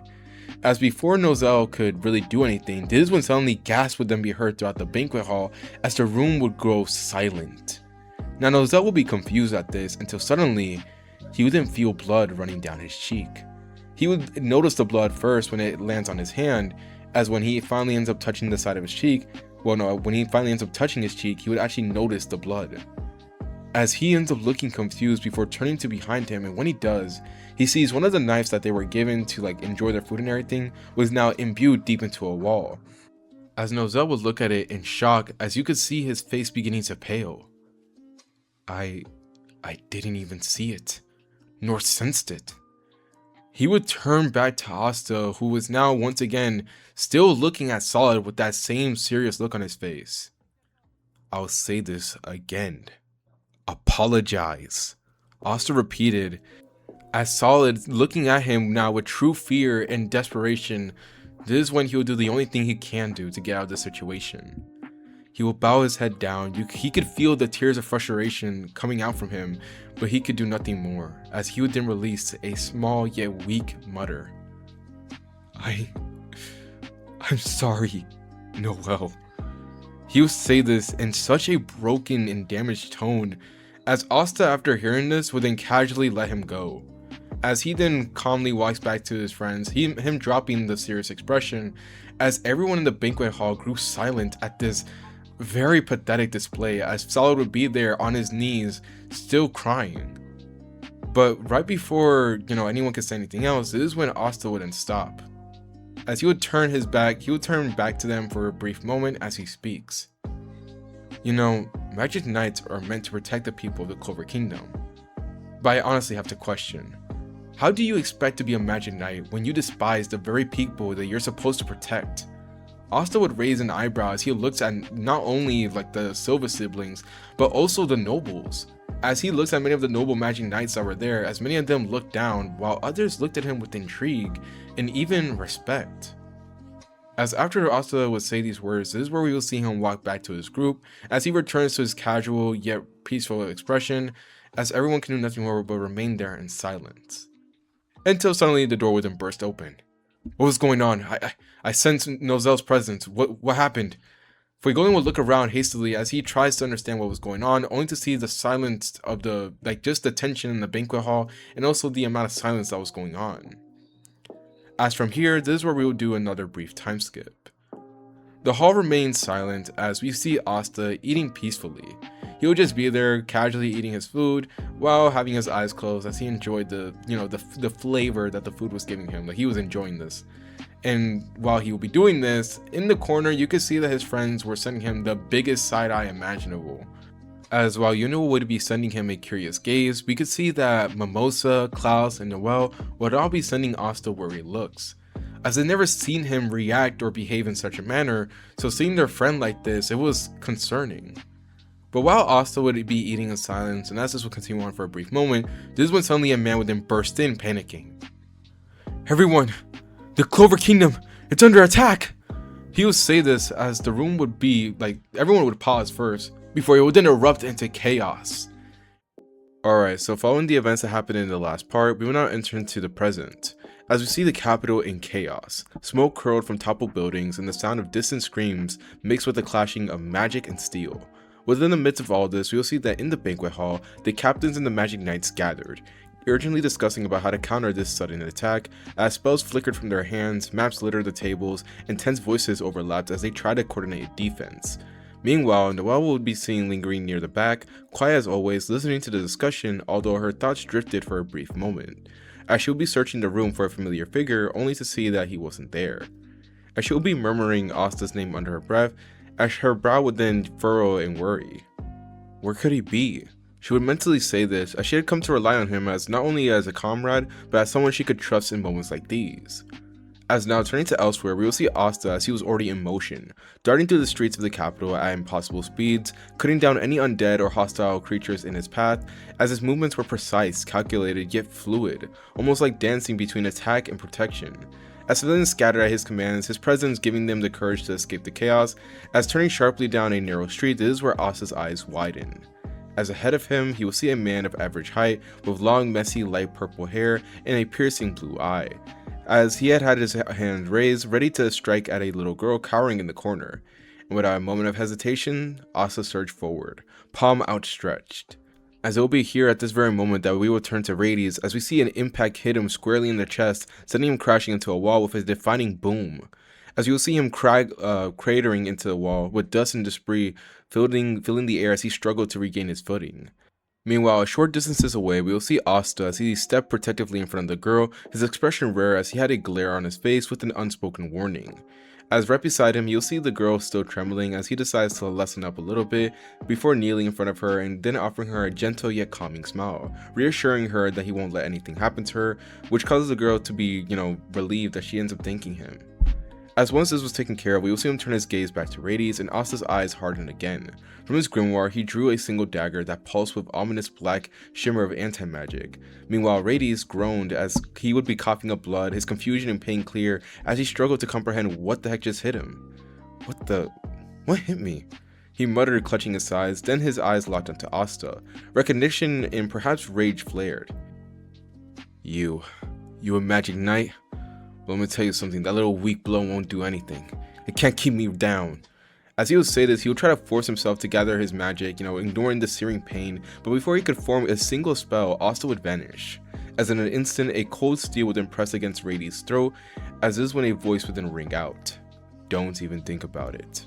A calm yet deadly voice would say as the dagger's edge bit lightly into Rades' skin, giving him a clear warning. Rades' eyes widened, his body tense as every instinct screamed in fear. Who the hell is this kid? As Asta's gaze was unrelenting, serious, and sharp. Okay, you're gonna answer my questions, and depending on your answers, you might just walk away from this alive. Pale and trembling by this point, Rades nodded shakily. I'll tell you anything. Just let me live. As sensing the lethal intent radiating from the boy before him, he knew that if he were to mess up even a single thing of what he was gonna say next, his life was gonna be on the line. But right before Asta can get into questioning, this is when footsteps would an echo nearby, faint but steady. As Asta's eyes flickered briefly, as this is when he would then see Noelle approaching, as her voice would then reach him. Asta, is everything okay? She would ask with worry creeping into her tone, as without breaking his hold on Rades and still having his attention on him, this is when Asta would then speak firmly, almost like an order. Look after her, I'll find out who's behind all this. He'll say this to Noelle, but right before he can begin interrogating, this is when another set of footsteps then approach. As this causes him to temporarily take his gaze off of Rades, as he then turns his gaze to see none other than Leopold stepping into view, smiling with a weird, comforting look that caused Asta to raise a skeptical eyebrow. Who's that? As mind you, Asta has not met Leopold yet in this timeline. But before Asta can really dwell on this thought, this is when Libe's voice would then thunder into his mind. Pay attention, you idiot! As before Leopold, Noelle, and even Rades could even react, a dark portal then tore open beneath Asta, as in a blink of an eye he would then be swallowed into it, falling into the unknown. As the last thing he would hear would be Noelle's screams piercing through the chaos, as the winds carried her voice as the portal closed, leaving only the echo of fear, confusion, and the sudden yet heavy absence of the gray-haired boy who had been their anchor in the chaos. Meanwhile, the battle in the capital continued to rage on, as is where for a moment time itself seemed to pause, as we would now do a change of scenes. The sensation of falling hit Asta all at once, as one moment he had been standing in the ruined streets of the capital, then the world twisted, and more precisely the space folding in on itself as he was violently spat out of the portal. He slammed into solid ground, rolling several times before finally skidding to a stop, as dust and rocks scattered around him as he pushed himself up with a grunt. Where the hell am I? He muttered. As he quickly took a look at his surroundings, he would see the air was cold and stale, heavy with a sense of damp stone, jagged rock walls surrounding him on all sides, illuminating faintly but natural openings deeper into a cave. The ceiling stretched high above, uneven and cracked, with faint motes of light drifting down from somewhere unseen. This wasn't anywhere in the capital, not even close. But before he could take another step, this is when every single one of his instincts that he possessed screamed at him. As Asta would twist his body on pure reflex, throwing himself to the side as a spear of blinding light tore through the space where his head had just been. The weapon imbued itself into the stone behind him with a sharp crack, melting the rock in contact. As Asta skidded to a knee, breathing hard as sweat formed instantly on his brow. I barely dodged that. He realized this mentally as his heart was now pounding as just a fraction of a second slower he could have been dead. But this is when a calm yet almost amusing voice would then echo through the cave. Well now, I didn't expect you to avoid that. Asta snapped his head up as he would then turn towards the sound of the voice, and when he does, he'll see floating several feet above the ground was a man who seemed to be radiating light itself. His presence illuminating the cave far more than the natural glow ever could. He was tall and slender with long white hair that flowed weightless behind him, his gold eyes gleaming with curiosity and something far more dangerous beneath it. And that's when Asta knew the moment he locked eyes with him, every single one of his senses had went on red alert. His muscles tensed, his breathing slow, his body screamed one clear message: danger. Asta, get out of there now! This guy is bad news! Liebe would roar inside his mind, panic and urgency bleeding through their bond, as Asta didn't argue. He turned on his heel and bolted, chakra surging through his body as he pushed himself to his absolute maximum speed, as the tunnel ahead was narrow but clear. If he could just reach it, he might be able to escape. But for a split second, as he thought he might make it, that's when the world would then slow. Asta's eyes widen as he sees a flash of light tore past him, effortlessly outpacing him as if he were just standing still, as his mind struggled to process what he was seeing. How? The flash stopped directly in front of him as the man reappeared, hovering casually in his path, blocking the exit entirely. Asta skidded to a halt, boots scraping against stone as he stared up at him. The man wore a faint smile, soft and almost friendly, but it carried an unmistakable malice beneath it. "You're fast," the man said lightly, tilting his head. But not fast enough. Pain exploded through Asta's left shoulder as time snapped back into place all at once. Asta let out a sharp hiss as he staggered backwards, clutching his shoulder as smoke curled from the burns. His cloak singed and torn as his teeth clenched as he looked up, eyes locking onto the weapon in the man's hand, which was a light spear, perfectly formed, radiating lethal energy. But when did he even make that? Asta would think this while breathing unevenly, but before he could react any further, a sharp pressure stabbed him behind his eyes. "Damn it! Not now!" He hissed under his breath as his vision blurred. Suddenly, image flooded his mind as he'll see himself, or what he thinks is himself, but at the same time it was not. As he sees hands that were not his own, yet were like he could still see them from the person's POV, as they were working carefully over an ornate seal, etched into some sort of weapon. The design was unlike anything he had ever seen before, as it was complex, layered, and precise, the lines overlapping in ways that made his mind ache just looking at them. The seal pulsed faintly, responding to something deeper, something fundamental, as he realized with a jolt that he wasn't seeing like himself. He was watching from someone else's perspective. As before Asta can get a chance to really find out exactly what was going on or who was this, the vision would then vanish as abruptly as it came, leaving Asta gasping slightly as his head throbbed as he tried to make sense of what happened. What was that? He muttered mentally, but this is when Libe's voice would then scream at him. "Asta, move now!"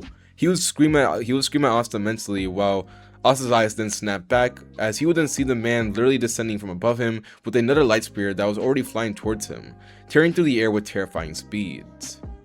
"Die," the man said calmly, his tone disturbingly gentle, as Asta's body refused to respond, as he was currently right now too slow. He was literally hurt right now. He was still having that throbbing headache. It was too overwhelming, like his senses were overstimulated. So all he could do was stare at the spear that was closing the distance, and then suddenly it would stop. The spear froze midair, encased in a shimmering yet translucent bubble. Time itself seemed to hold its breath as Asta's eyes widened in disbelief. The man of light stared as well, genuine surprise lurking across his face, as a powerful yet composed voice echoed through the cave.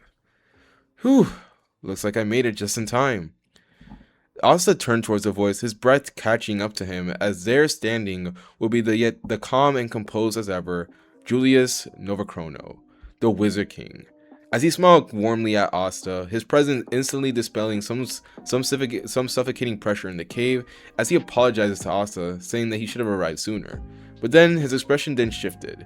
It was still calm, but the sharp and yet authority-like tone would be there, as he turned his gaze towards the man of light. "I'm afraid you'll have to come with me." He would say this in a kind of friendly tone, but you could hear the undertone within it. And for the first time, the man's smile changed. It wasn't mocking now, it was respectful. "So this is the Wizard King," he said, gold eyes shining. "It's truly an honor to finally meet you, and to have a chance to face you in battle." Julius hearing this chuckled lightly. "I'm flattered, but I'm afraid this ends here. This won't be a battle." The two eyes locked onto each other as the air trembled. Yet, before anyone could get a chance to move, in a blinding flash of light, the man would then vanish, narrowly slipping free of the time magic as Julius' spell closed in on him, or more precisely where he had been. The cave fell silent once more as the oppressive tension evaporated in an instant. "He's fast, faster than I anticipated." Julius would mutter this as he would have a rare frown on his face, while Asta stood there frozen, staring at the space where the man had disappeared, as he hadn't been able to track either of them, not even close. Damn it. I'm still very far away from their level. But before the weight of the realization could crush him, this is when Julius then turned back towards him, his gentle smile returning. Again, I'm sorry for being late, but I think it's about time we head home, don't you think?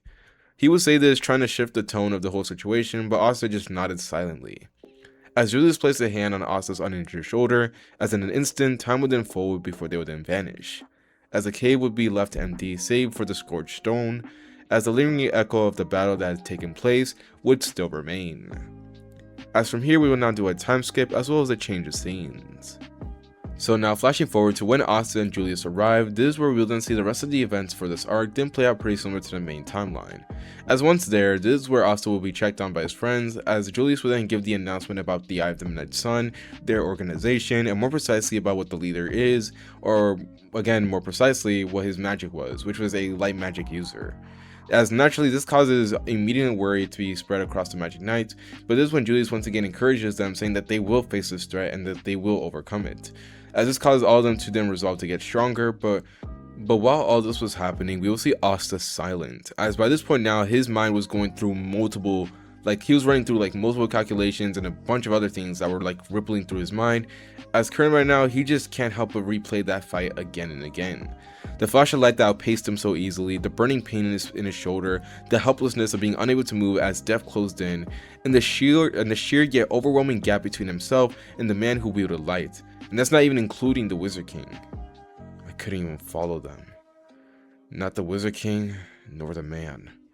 Asta, for the very first time in a long time, had actually felt like, he was outclassed. Which was something surprising, as even at a young age, Asta felt himself being way stronger than he really let himself to be known for. So this was the very first time that he had ever been outclassed. But even with all this, Asta did not, falter. He did not feel frustrated. No, he felt true clarity at this very moment.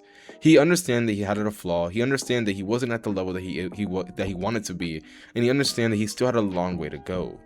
But even besides all that, he decided to resolve himself quietly to become stronger, no matter what it took.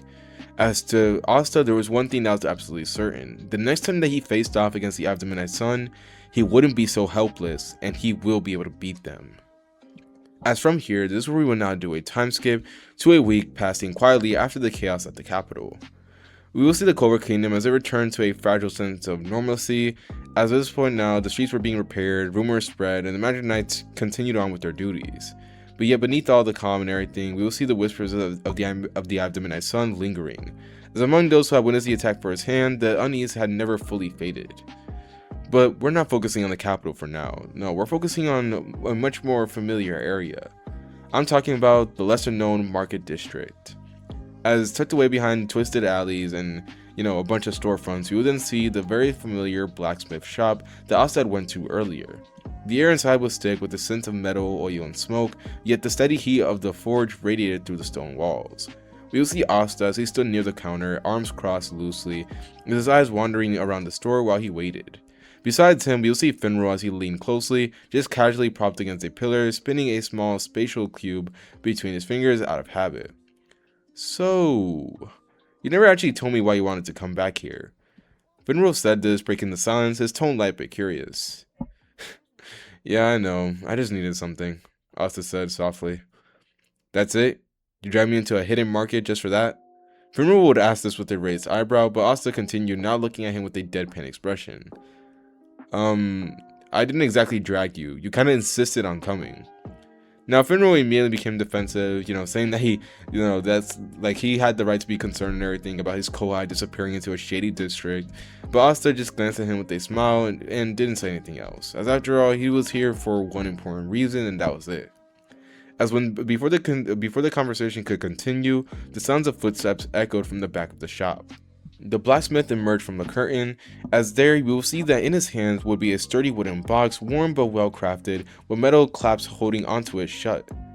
Here you are, sir, the blacksmith said as he set the box down on the table with a solid thunk. Everything you asked for, he would say as he wiped the sweat from his brow and let out a short sigh of relief. I'll be honest with you. I never quite built anything like this before. It took some figuring out. Asta immediately stepped forward and thanked him before sincerely just bowing his head slightly and then opening the box. Now Finro leaned in, curiosity finally getting the better of him. Alright, now you really got my attention. What did you order that has him looking like that? He would ask this with genuine curiosity, but Asta didn't answer right away. Instead, he opened the box carefully and looked inside. As there, we will then see a set of kunai, as they'll be rested along one side, while on the other side, we will then see multiple sharp shurikens. As Finro blinked, looking at these rare weapons, as he had never seen anything like it. As he would question Asta about what they were, but Asta just hummed thoughtfully as he didn't reach into the box, as he was more focused on one more thing that was at the center of it. As that was a full set of 3-bladed kunais. At the moment he picked up one, something subtle would then change within him. As he turned it slowly in his hands, examining the craftsmanship, the weight, the balance, the way the metal felt against his skin, as for a moment he couldn't quite explain the feeling, but it felt right. Familiar, as if he held something like this countless times before. A small smile tugged at his lips while Finro noticed immediately. You look way too happy about this kind of thing. You sure you didn't secretly grow up as some kind of assassin? He commented, but Asta just laughed quietly. Nah, but I just feel like, it suits me. After this, he tightened his grip around the kunai for a moment before carefully placing it back into the box. As is where the faint hum of anti-magic responded to his presence, subtle but unmistakable, as if acknowledging the new tools. The blacksmith watched with interest, telling Asta that if he needed more adjustments just to come back here, as he was curious about how those things were gonna work out. With Asta nodding, as with that, the box was secure, as this is where we were now gonna do a change of scenes, as well as a time skip. So turning to later on, following Asta getting his equipment, we will then turn to see him and Finro once again. As by this point now, Asta will be thanking Finro, with Finro saying it was all okay, but this is when Asta will then ask him what exactly was the real reason he decided to accompany him. As after all, Finro usually was not the type that wanted to hang out with Asta, since he was usually busy trying to get with another girl. And this caused Finro to, nervously try to, remain true to his act, saying that, he was here to help his kohai and nothing more. But after Asta then sends him a knowing look, this causes Finro to sigh as he admits that he wanted Asta to join him in luck, as they were planning to all go on a mixer. Which Asta, hearing this, decides to sigh, as, he should have expected this. But then again, as a thank you to Finro, he decides to go. As from here, this is where we would then see Asta then meet Rebecca, as this whole event ends up playing out the exact same way. Well, not the exact same way, as the one difference here being the fact that Asta is genuinely a gentleman, as after all, he was raised by his sister Lily, and he didn't have that big crush on her. So that means that he was actually able to learn and study, and, get proper manners, basically. So he's able to actually treat Rebecca nicely, be nice to her, have a good conversation much earlier on, that ends up leading to the event being much more pleasant. But that doesn't stop Asta from knocking out the drunk guy that was trying to hit on Rebecca and even trying to forcibly grab her, as this ends up leading to them leaving the restaurant and eventually Asta deciding to, pay a visit to Rebecca the next following day, as he promises her to go and visit her and her siblings, which causes Rebecca to be really excited as she says she's looking forward to it. Meanwhile, a short distance away, hidden among the buildings and shadows, we will see Noelle watching the two of them from afar. Her hands clenched at her sides as she turned away, cheeks warm and heart unsettled, as she'll be trying to convince herself that she had no reason to be here and that she wasn't jealous. But let's be honest, she really was. As from here, we will then turn to the following day, as this is where we're now going to turn to the present moment.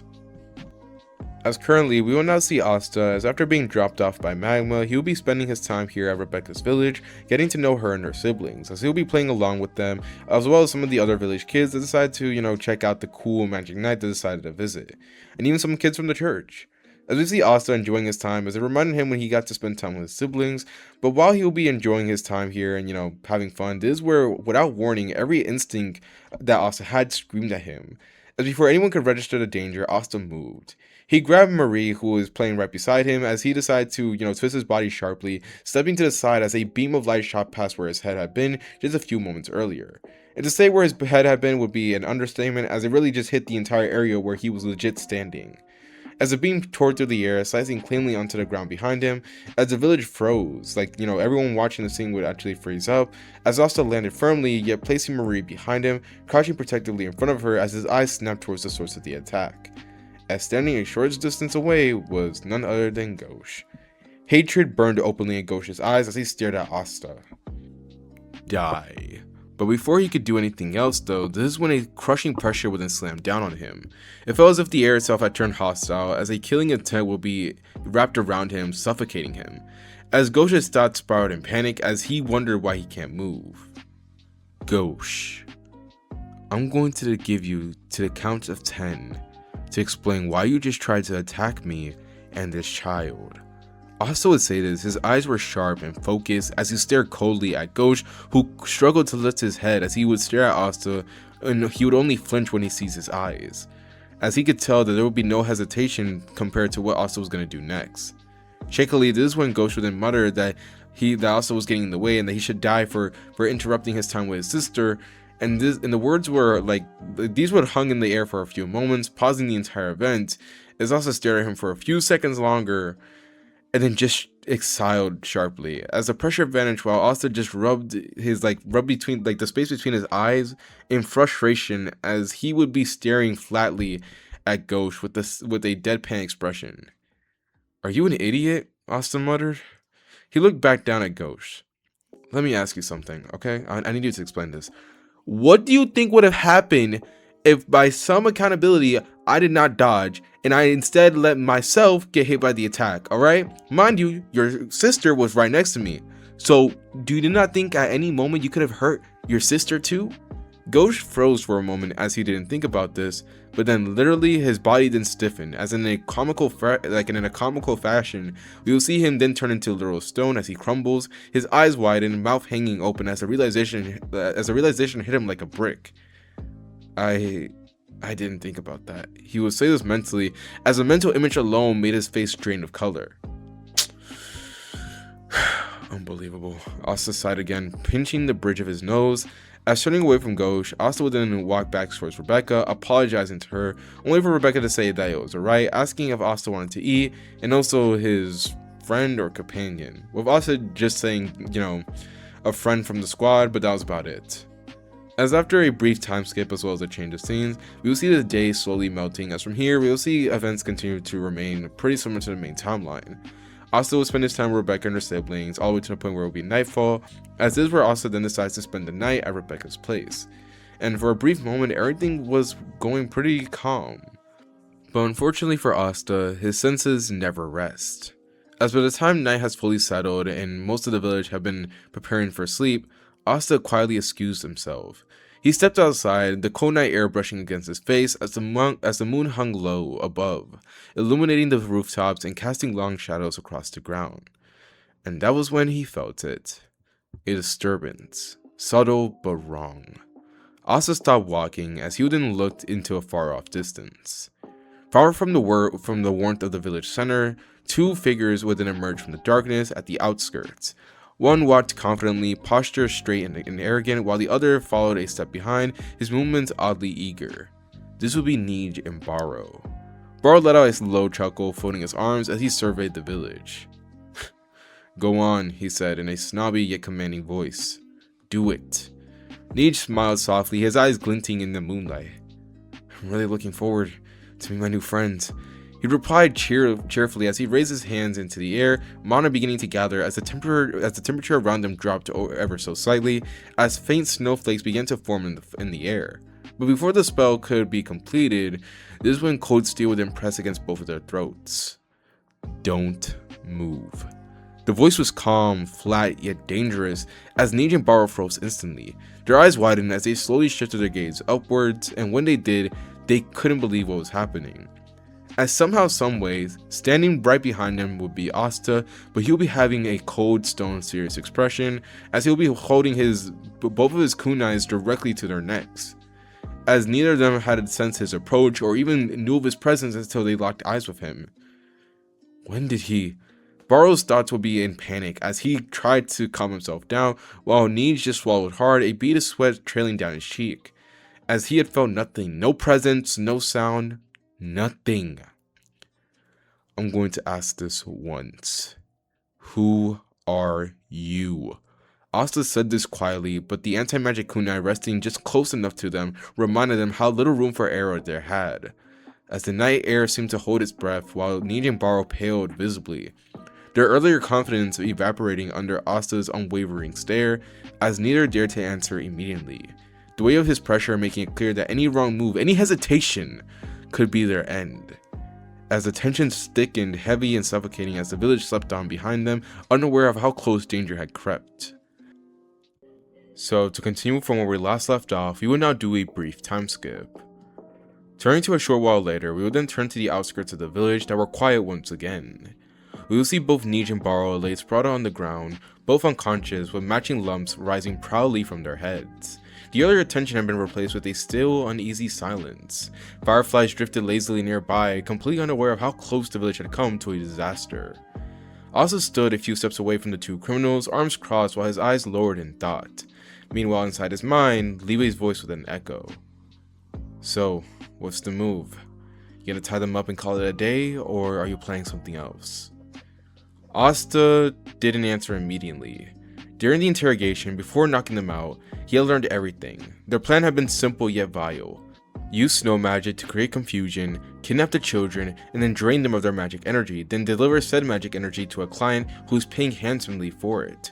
And speaking of client, they were supposed to meet that client later tonight, which meant that obviously this wasn't random, this was obviously someone targeting children, and Asta's jaw just tightened slightly at the thought.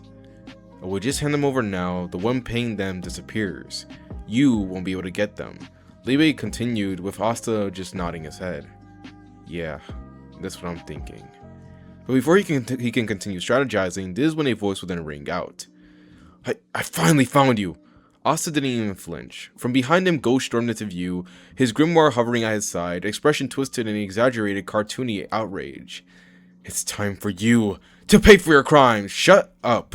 Asta interrupted Ghost's rant flatly, as this causes him to pause as suddenly Asta begins to release a faint wave of pressure that will roll off of him. Not overwhelming, but deliberate. As Ghost immediately stiffens after this, as the tension vanished just as quickly, leaving Ghost uncharacteristically quiet, though clearly irritated. As from here, this is where we now do a brief change of scenes, as well as a time skip. So Asta by this point had explained everything to Ghost, and by the end of it, his expression had darkened, not out of compassion for the village, but because of one specific detail. They were planning to kidnap children, including Marie? Ghost has repeated this as his eyes narrowed dangerously. A dangerous aura began to leak from him, as both Neej and Baro, who were still unconscious mind you, somehow looked even more doomed. But Asta then shot him a look. We don't have time for that. What do you mean we don't have time for that? They dare to even think about— Ghost snapped towards him, but once again Asta would interrupt him. They were meeting with someone, the one paying them. That made Ghost pause as Asta's eyes sharpened. If we turn them in now, the climb vanishes, and then what? They find someone else? Target another village? Think this through. Ghost clicked his tongue, annoyed, but he didn't argue. So what are you suggesting, What do we do now?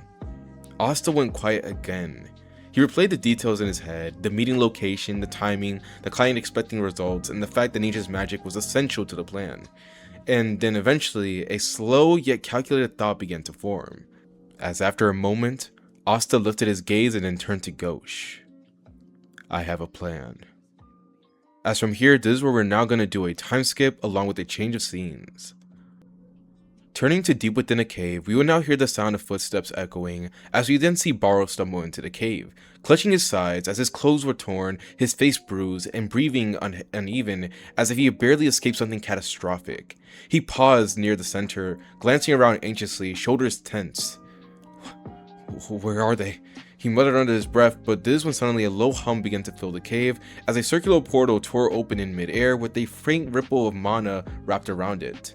Baro flinched slightly at the sight, as from the portal, Sally would then drop down lightly, landing on her feet with a small bounce, her wide eyes gleaming with excitement as she straightened up and brushed off her outfit, as she then begins to go on a tirade, looking around the cave before spotting Baro, as she begins to question him about how everything went, if her device was successful, and how did the entire operation go. With Baro gulping at first, but then quickly replacing it with an arrogant grin. Yes, it worked perfectly, just like you said it would, he said confidently, with Sally clapping her hands in excitement, saying that she knew it. As eventually though, this is when she then pauses as she spun around all over the cave, and then stopped, where her eyes narrowing playfully yet dangerously. So where is it? Where's my beautiful device? Baro gestured to deep into the cave. I hid it nearby. I didn't want anyone stumbling onto it. Just follow me.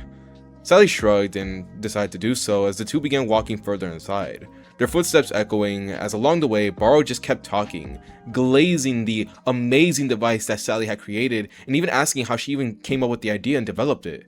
Now Sally, hearing this, would then giggle and begin to go on a whole rant, explaining how she came up with the idea and also how she got in the process of building it. But while she was talking all this is when it would then be interrupted mid-sentence, as something tapped her sharply against the back of her neck. As her body then froze, the sensation wasn't painful, but it was precise. Sally's eyes widened. Her limbs suddenly felt heavy, mana circulation faltered, her grimoire refused to respond, as in the very next moment she dropped down to her knees. What? She would look down in surprise as she would then turn to look up at Baro, and what she does, she would be in shock, as the expression staring back at her was nothing like the arrogant fool from before. It was cold, focused, and silent. As before her eyes, Baro would then dissolve into a cloud of smoke, as when it cleared, Asta stood there. The transformation faded from his form, revealing his usual appearance, although in one hand, you could see that he held a three-bladed kunai, the very one that he tested the day before, with a faint trace of anti-magic lingering in the air around it. Sally stared at him as shock quickly shifted into fascination, wondering how Asta pulled it off considering he had no mana. But Asta didn't react to her excitement. You got some explaining to do. He would say this to her coldly as from deeper within the cave, heavy footsteps then echoed.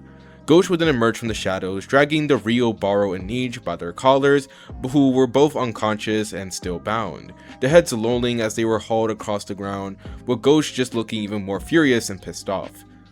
These two are pathetic. He would then stop as he then turns to Sally as he glares at her. So you're the one behind this? Sally, still kneeling and unable to move properly, just kept smiling, but the sweat began to bead along her temple as her eyes darted between Asta and Ghost as she realized that she really royally screwed up. As from here, this is where we're now going to do a time skip. Turning to a few moments later, we will see that the cave had grown quieter. Sally sat restrained against the stone wall, her arms pinned tightly by mirrored constructs reflecting off of Ghost's grimoire. Yet despite the magical restraint, she looked more irritated than frightened, her cheeks puffed up slightly as she sulked over her failure. Meanwhile, besides her, Nij and Baro remained bound and unconscious, slumped awkwardly against the cave floor. As Ghost stood a few steps ahead of them, arms crossed, yet eyes open with sharp hostility. I still don't see the point of keeping them alive. They targeted children, Marie was in that village, we should just end this here. He would say this darkly as his mirror magic began to shimmer faintly, reflecting his unstable mood. However, that would be quickly cut off. Shut up. Asta, who was standing nearby, exhaled through his nose. As he would say this flatly, though this time there was more exhaustion than aggression in his voice, with Ghosh's eyes twitching. We're turning them over to the Clover Kingdom and we're reporting everything we learned to the captains. There's someone bigger behind this. Asta would continue saying this, with Ghosh clicking his tongue loudly. How annoying, dragging them back, filling reports, listening to, but before he could finish, this is when suddenly Libe's voice would then tore through Asta's mind like a warning siren, telling him to move. Asta didn't hesitate. His body moved on instinct as he spun around sharply as a blinding spear of light shot towards him. As with a loud clang, the impact rang violently through the cave as Asta had crossed his three-bladed kunai in front of him just at the nick of time. Anti-magic surging through the weapon just in time to deflect the attack, as the force was still enough to push him back a few steps with his boots scraping against the stone. The cave walls glowed from the residue of light before then fading as Asta's muscles tensed instantly. He knew that magic. He was very familiar with it. As a distorted portal opened several meters away, shimmering with radiant energy, as from it, descending calmly as if stepping into a peaceful garden rather than a battlefield, would be none other than Licht. He landed lightly, white hair drifting around him, golden eyes gleaming with faint amusement. I must say, I'm surprised you managed to block that. He began, his tone falsely warm, as his gaze shifted briefly to the kunai in Asta's hand, noticing that weird energy rippling from it still dissipating. But that won't happen again. He added, smile sharpening just slightly, as this is when the temperature in the cave seemed to drop. Sally's eyes widened in both excitement and fascination, Ghosh's expression hardened immediately, and Asta felt it. The overwhelming presence, the same suffocating pressure from their last encounter, as his shoulders almost arched from the memory. But this time, he didn't freeze. He inhaled slowly, then stepped forward. He gripped his grip tight on the kunai as he lowered his center of gravity, shifting into a ready stance. Gauche, get out of here and take them and go. Asta shouted sharply without looking back, as the urgency in his voice wasn't exaggerated or dramatic. It was an order, and Gauche stiffened after hearing this. Now, he has seen Asta a couple times. He knows that he's either playful or, he's either quiet, either reading. Asta is like a chill dude, basically. But this was different. This was something that he'd never seen before. As before he could respond, Lick would then vanish. A flash of light split the cave, as in the next instant he reappeared directly beside Gauche. How about you stay instead? Lick would say this pleasantly as a spear of condensed light formed in his hands, thrusting forward to Gauche's chest with a lethal precision. But before anything could happen, a loud clang would then be heard, as the sound violently shook up the entirety of the cave. Asta appeared between them. Neither Gauche nor Lick had seen him move, as one kunai crossed upward while the other angled lower, perfectly intercepting the spear before it could pierce Gauche, as anti-magic flared violently on contact, distorting the radiant construct. As for the very first time since Asta has ever seen Lick, his smile would then falter. Asta stood between them, eyes locked onto Lick, as he would now be wielding his three-pronged kunai as he spoke without raising his voice. Your fight is with me. The seriousness in his tone left no room for misinterpretation, as for a brief moment the cave fell into silence once again. Before then, suddenly both of them moved. Lick's body blurred into motion, light magic exploding from him as he thrusted forward another spear, while Asta launched himself head-on, anti-magic surging through his blades. Run! Asta barked one final time over his shoulder as their weapons would then collide. Light met anti-magic in a violent clash, sending shockwaves through the caves. Sparks of distorted energy began exploding outward, cracking stone beneath their feet. As behind them, Gauche hesitated for a fraction of a second, before then clicking his tongue in annoyance. Annoying idiot. You better survive, you hear me? He muttered before he would then turn around. Mirror constructs snapped into place, hosting Sally and dragging Nijinbaro along as Gauche retreated at full speed towards the cave exit.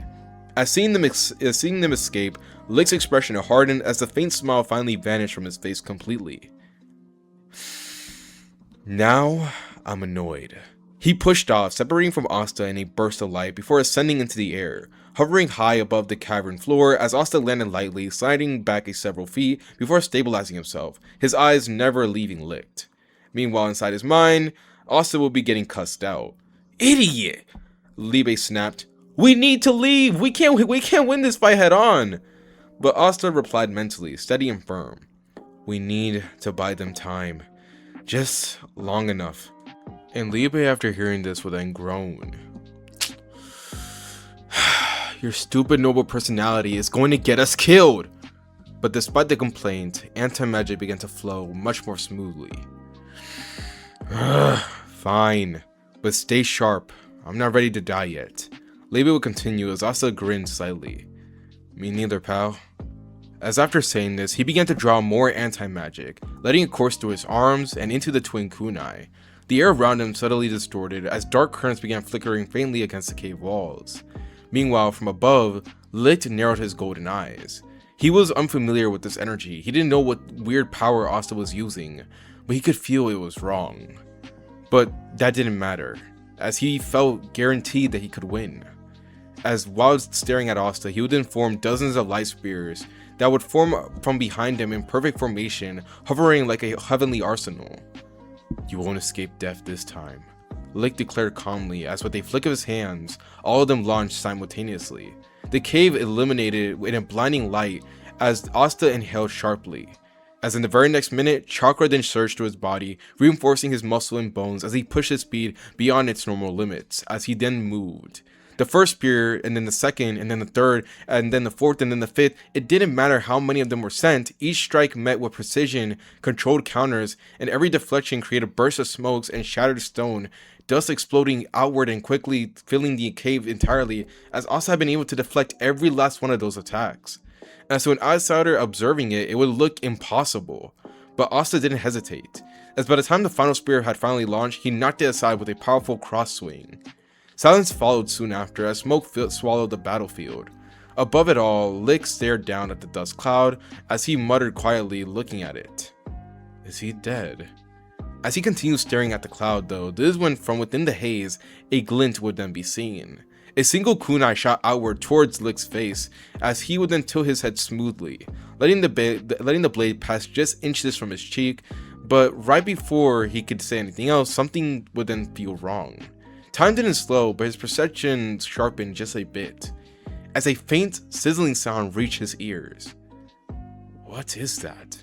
From behind him, the kunai that he had dodged remained mid-flight, and attached to its handle would be a small tag, glowing as suddenly, in the very next few seconds, the explosion detonated. The blast erupted directly behind him, catching him off guard as fire force slammed into his back, anti-magic infused, sharpening and disrupting his mana flow in mid-air, as for the first time ever, Lick lost control. He crashed into the cavern floor with tremendous force, stone fracturing beneath him, as when the dust began to settle down slowly, he tried to rise, but his limbs trembled, as footsteps would then be echoing across the cracked stone. Lick looked up shakily, as Asta stood several meters away, eyes sharp and posture grounded, with both kunais raised as he was ready for him.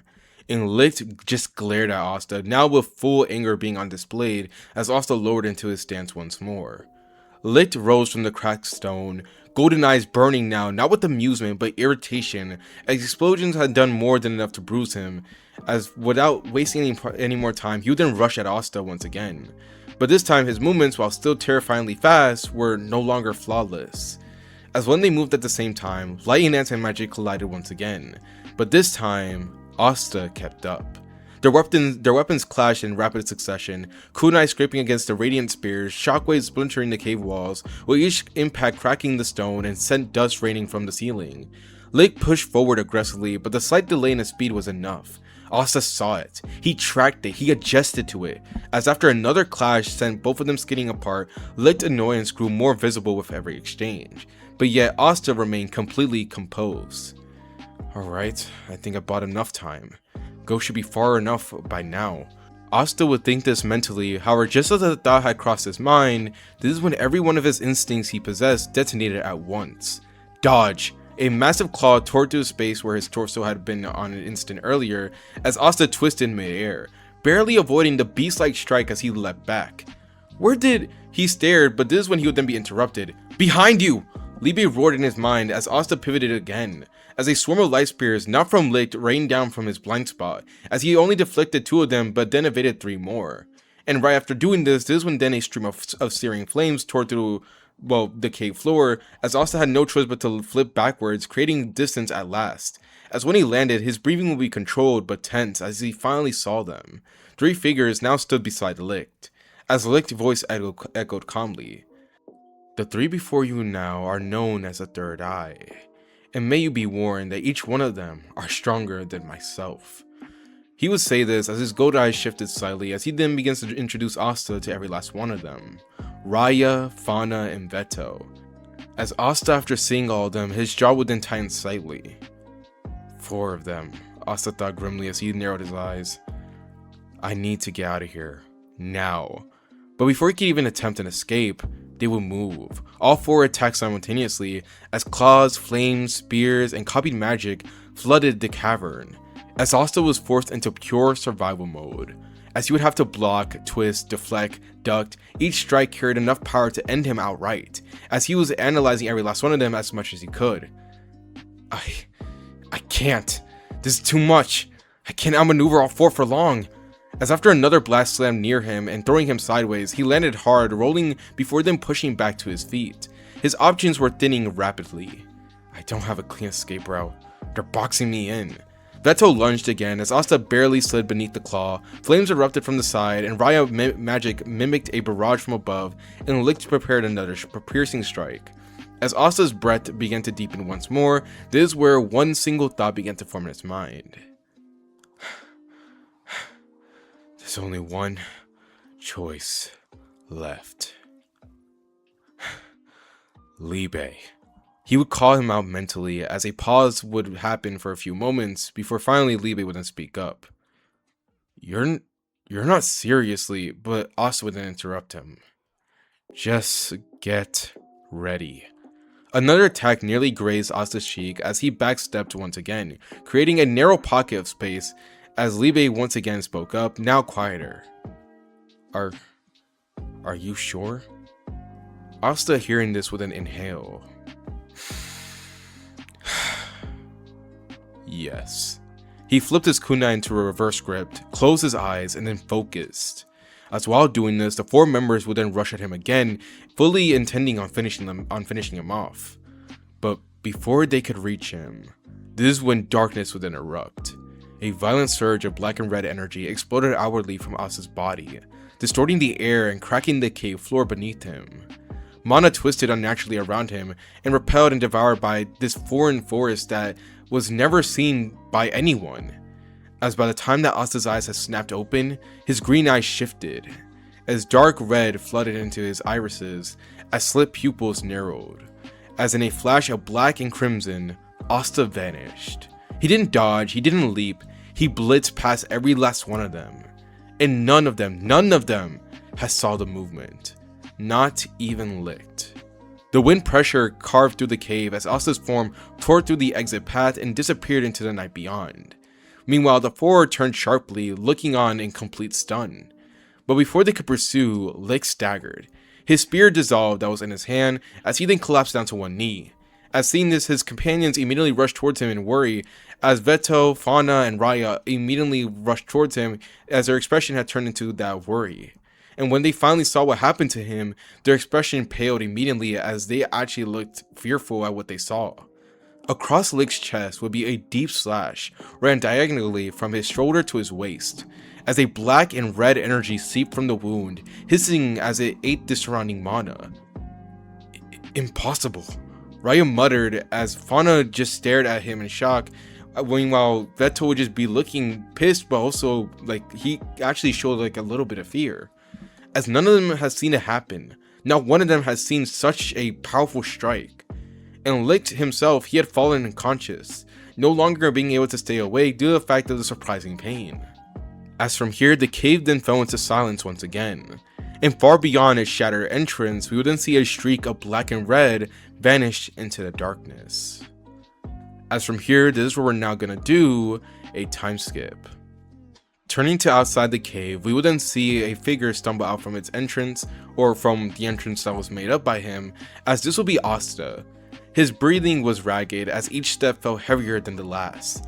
The dark, violent energy from earlier had long since vanished, leaving behind only exhaustion and strain that coursed through every muscle in his body. His grip on his kunai had loosened slightly as he forced himself forward, even though he was obviously in pain and exhaustion. Dang it. I overdid it. Asta would curse mentally, as using that power had drained him far more out of him than he expected. His body felt like it was tearing itself apart from the inside, but yet he still kept pushing on forward. One step, then another, as he just needed to get a little farther from the cave. But as he staggered forward, and as his vision began to blur at its edges, and his legs began to tremble slightly under his own weight, this is when, through the haze, he saw them. 3 figures approaching from the distance, as he would then see Yami, Finro, and Ghosh, as finally, help had arrived. As Asta's tired eyes widened slightly before a weak smile formed on his face. Took you guys long enough. He would then finally collapse down to the ground, as the very last thing Asta would see would be every last one of them rushing towards him, as he would then collapse face first into the ground. As from here, this is where we will now do a time skip, as well as a change of scenes. So now, flashing forward for the next few moments, we will then turn to see Asta once again. After collapsing outside the cave, Asta's condition has been far worse than it first appeared. His body had been pushed far beyond its limits, as his muscles strained and the energy depleted, but the lingering effects of that unknown power leaving him completely drained. Thankfully, however, he hadn't been alone.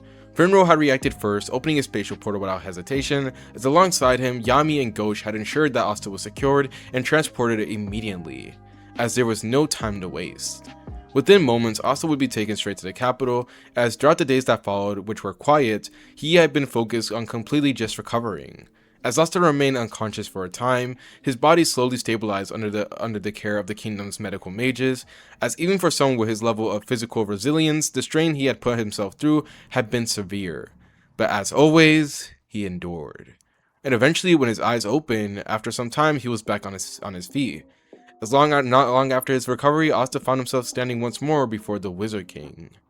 Now, the atmosphere was far calmer than their last encounter, as this time Asta stood composed and recounted everything that happened. The cave, the ambush, the third eye, and most importantly, the involvement of the Eye of the Midnight Sun, and basically, what they were intending on doing. Julius listened intently, every detail mattered, as the mention of the powerful enemies that the Eye of the Midnight Sun had at their disposal, ones that even surpassed Asta, who by this point Julius had fully respected, was something that obviously needed to take under consideration. But still, after the report had concluded, Asta had received a smile from Julius, as he ended up congratulating Asta for his efforts, and even decided to give Asta and the Black Bulls a couple of stars. Yes, a couple, because Asta shouldn't have been able to pull that off, especially as a rookie. But let's move on nonetheless. As from here, we will see events begin to continue on following the main timeline, as Asta would eventually end up helping Julius, along with the rest of the captains, locate the traitor among the Clover Kingdom mages, as it turned out to be the captain of the Purple Orcas. As after doing so, this is where Julius would then call both Asta and Yami into his office, as he then begins to assign them with an important mission. Basically, he had been able to deduce exactly what the Eye of the Midnight Sun was going after, which was aka the Magic Stones. And after hearing this causes Julius to then decide to kind of appoint multiple different Magic Knight squads in order to prevent the stones from getting captured. And seeing how reliable Asta and the rest of the Black Bulls were, Julius then decides to assign them with this mission. And obviously, following the main timeline, we will then see both Asta as well as Yami accept this mission without any hesitation. As from here, everything was set. The mission was clear: locate the magic stones, secure them before the enemy could, and stop whatever plan was beginning to unfold in the shadows. So to continue from the last part, we will now do a brief time skip, after the mission was assigned. The weight of it lingered, as deep within the forest near the Black Bull's base, we will see Asta as he would lay flat on his back against the ground, his chest rising and falling heavily with each breath, as the area around him told the story.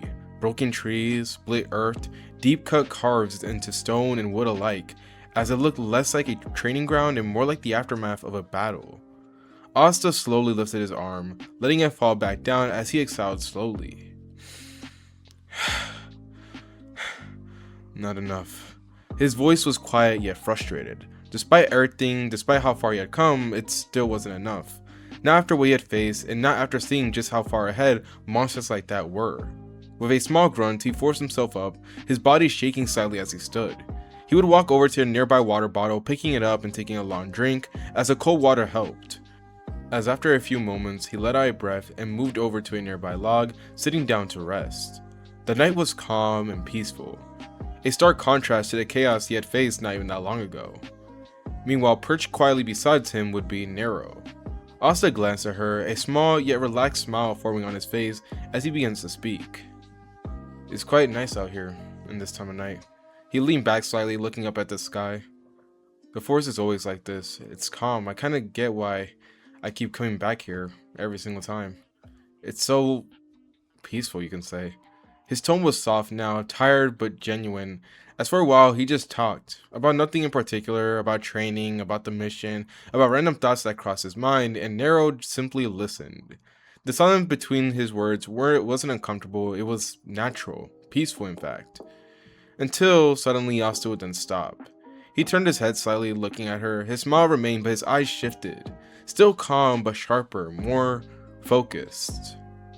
Hey, I think it's about time you tell me, who are you really? Nero's eyes widened after a few moments of silence, as the air itself seemed to still. Asta didn't move, he didn't even blink, he just watched her, carefully and patiently, as for the very first time ever, there was intent behind his gaze, and for a few long moments, neither of them said a word. As from here, this is what we're now gonna do, a time skip.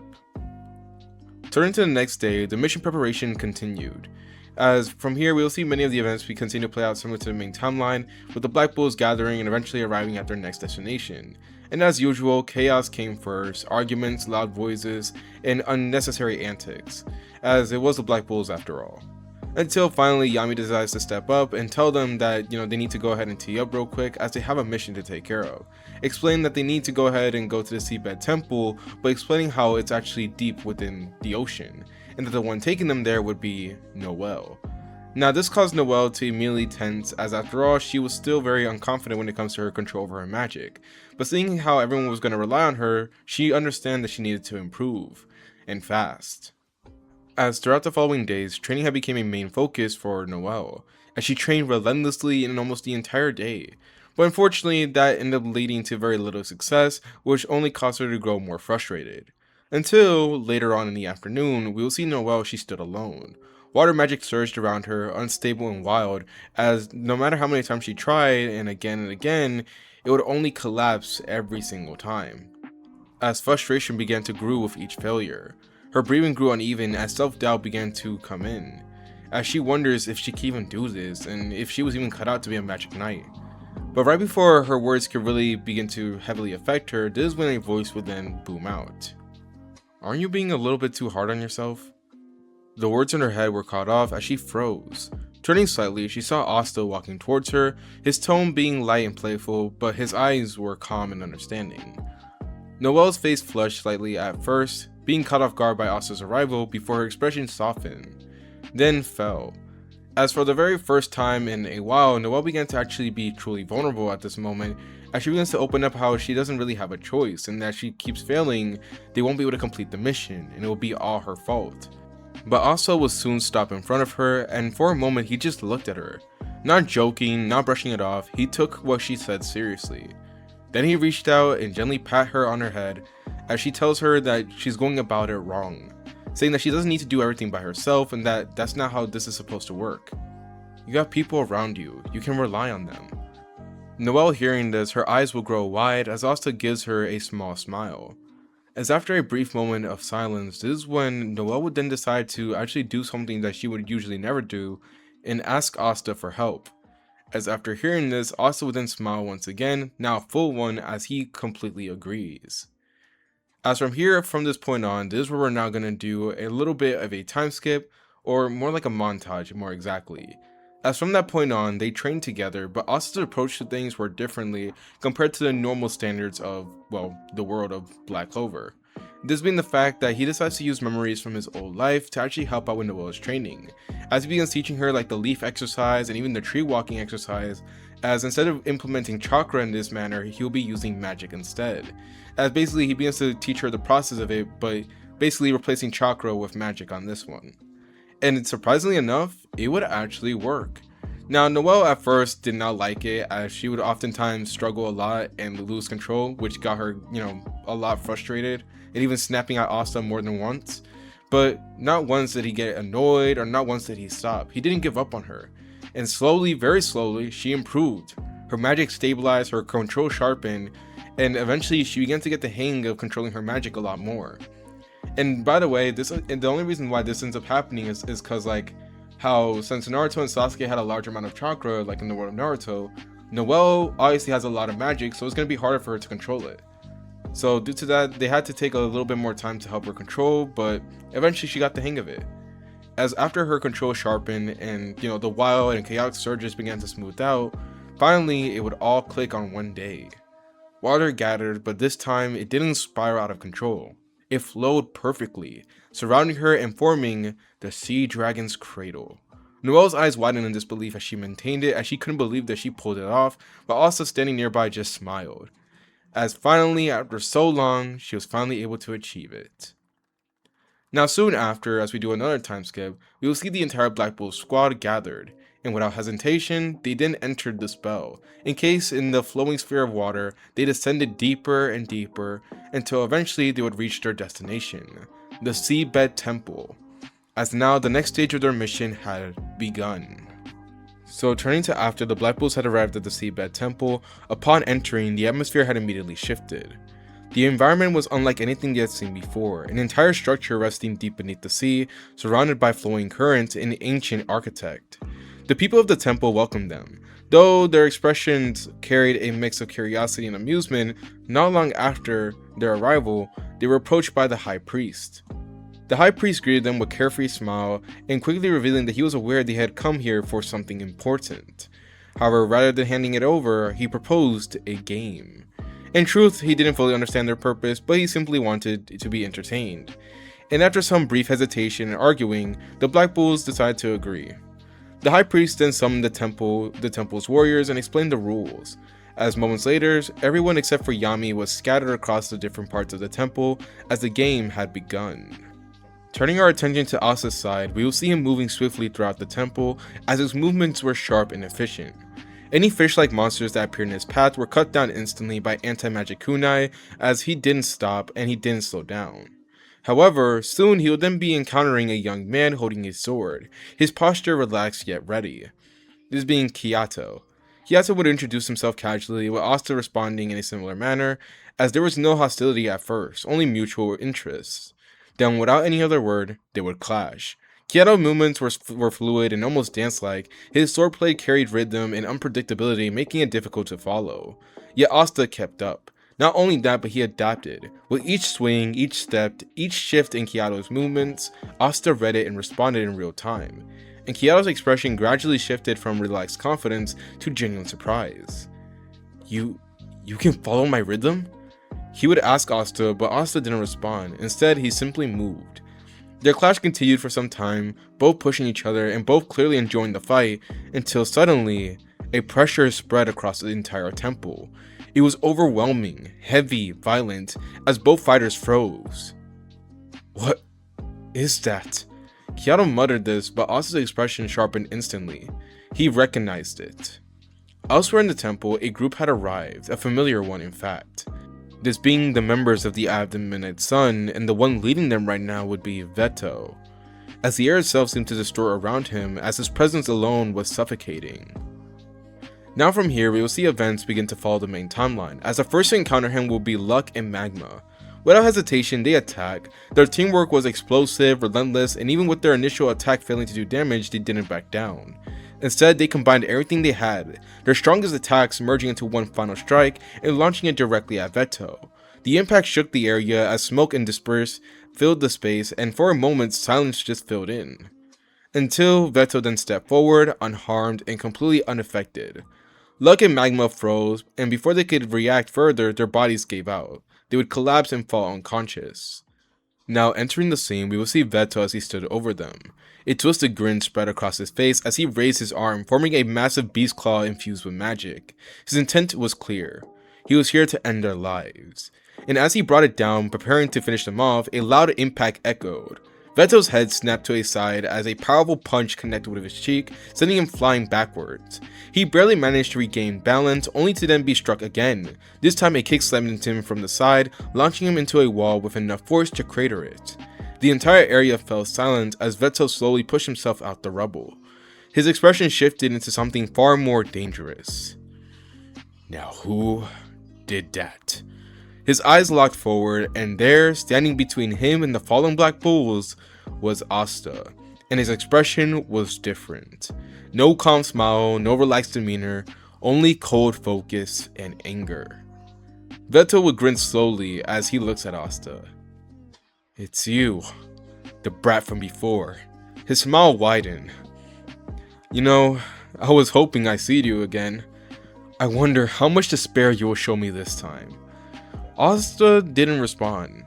Instead, he turned his back on Veto and knelt beside Luck and Magma. I'm sorry. You guys did good.